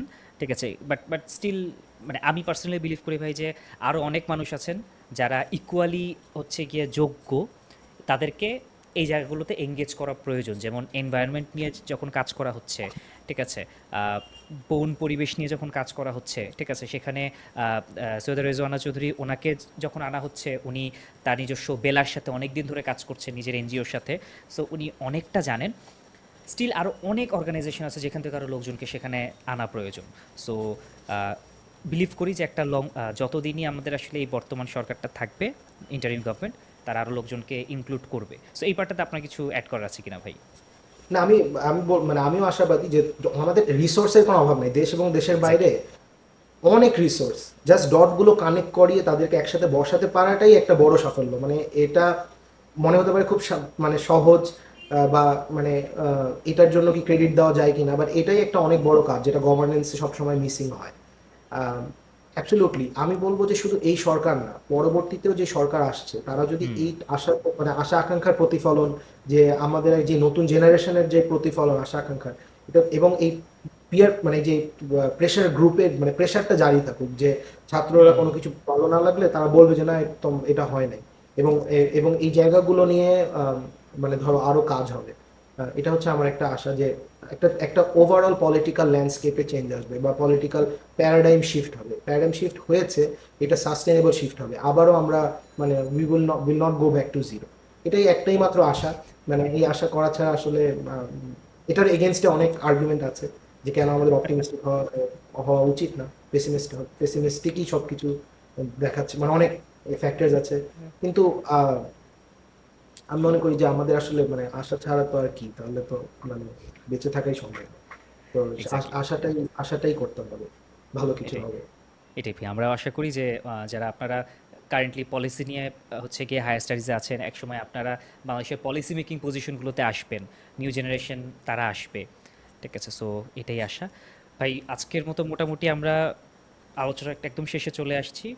সো ভাই লাস্ট যদি, ঠিক আছে, আপনার বর্তমান সিনারিও নিয়ে, ঠিক আছে, বা ওভারঅল সব কিছু নিয়ে আপনার যদি লাস্ট কোনো কিছু বলার থাকে অডিয়েন্সের জন্য, বা কারেন্ট যারা শুনছে কিংবা যারা নিউ জেনারেশন তাদের জন্য। নিউ জেনারেশনের জন্য আমি বলবো যে যেহেতু মানে তাদের মধ্যে একটা উদ্যম আছে, আহ, আমার মনে হয় যে আরেকটু যদি সাবস্ট্যান্স সেটার সাথে অ্যাড করা যায়, যেখানে হুম। ইনডেপথ জিনিসগুলো সম্পর্কে জানা, শুধুমাত্র সোশ্যাল মিডিয়াতে একটা জিনিস দেখলাম এবং সেটার মাধ্যমে আমি একটা কথা বলে দিলাম। তো মানে যে পজিটিভ এনার্জিগুলো আছে, সেই পজিটিভ এনার্জিগুলোকে যদি একটা ট্রান্সলেট করা যায় ইনটু সামথিং মিনিংফুল, যেখানে এই জেনারেশনটা আগের জেনারেশনের যদি কোনো লিমিটেশনগুলো থাকে হুম। সেগুলোকে আহ, পরিপূরক হিসেবে কাজ করবে, যেটাকে বলে পরিপূরক, supplementary to each other, because তাদের এক্সপিরিয়েন্স আছে, নলেজ আছে, তাদের ফ্যান্টাস্টিক এনার্জি আছে, গুডউইল আছে, গুডউইল রাইট। আছে এই জেনারেশনে। সো সেটা যদি তারা ইউজ করতে পারে, যারা ডিজাস্টার নিয়ে এখন অলরেডি বিভিন্ন জায়গায় স্টুডেন্টস, আমি সবসময় এটা এনকারেজ করি যে আপনারা যদি আপনাদের বিশ্ববিদ্যালয়গুলো থেকে ছোট ছোট পেজ করেন, যে জিনিসগুলো মানুষের জানা দরকার, এবং হুম। যখন ইউজফুল ইনফরমেশন হয় সেটা শেয়ার হয়, তো রাইট। মানে আপনি একদিনেই, কালকেই আপনি হয়তো আপনার পেজ 1 লাখ লাইক পেয়ে যাবে না, কিন্তু আপনি ছোট ছোট উদ্যোগ নিয়ে আপনি যেটা মনে করছেন বৈশ্বিক এবং আহ, পারিপার্শ্বিক এবং মানে আমাদের নিজেদের ন্যাশনাল যে ক্রাইসিসটা আছে সেখানে আপনাদের ছোট ছোট অভিমত, আপনাদের ছোট ছোট যে করণীয়গুলো সেগুলো আপনারা তুলে ধরেন, এটা স্টুডেন্ট গ্রুপ হিসেবেও আপনারা মানে enough mature to do that. এটার জন্য অনার্স মাস্টার্স পাস করা লাগবে না। সবাই সবার জায়গা থেকে সবকিছু তুলে রাইট। ধরুক, এবং দুর্যোগে সব সব মানে দুর্যোগটা সবাই চিন্তা করুক যে দুর্যোগে সবারই একটা রোল আছে, individual, collectively, social performance. So ভাই থ্যাঙ্কস এগেইন। আসলে পিএইচডি মানে হচ্ছে গিয়ে আরাম করার জায়গা না, এটা সবাই জানে, বাট তার মাঝখান থেকে আসলে উইকেন্ডে যতটুকু টাইম পান সেখান থেকে আসলে ঘন্টা দেড়েক বা 2 ঘন্টা আমাদেরকে দেওয়ার জন্য। সো ভাই, নেক্সটে আশা করি, যেহেতু পলিসির ব্যাপারটা নিয়ে বললেন এবং আমরা আসলে সবসময় পলিসি নিয়ে অনেক বেশি কথা বলতে চাই, ফার্দার কোনো এক সময় আপনার সাথে আমরা আরেকটা হয়তো আলাপ দিব, সেটা হচ্ছে যে একদম কোর পলিসি জায়গাগুলো নিয়ে কথা বলা। সো ভাই, সে পর্যন্ত ভালো থাকবেন। থ্যাংক ইউ সো মাচ ভাই। Thank you so much Bong পডকাস্টকে, thank you so much Argha for hosting. Thank you ভাই। Thank you.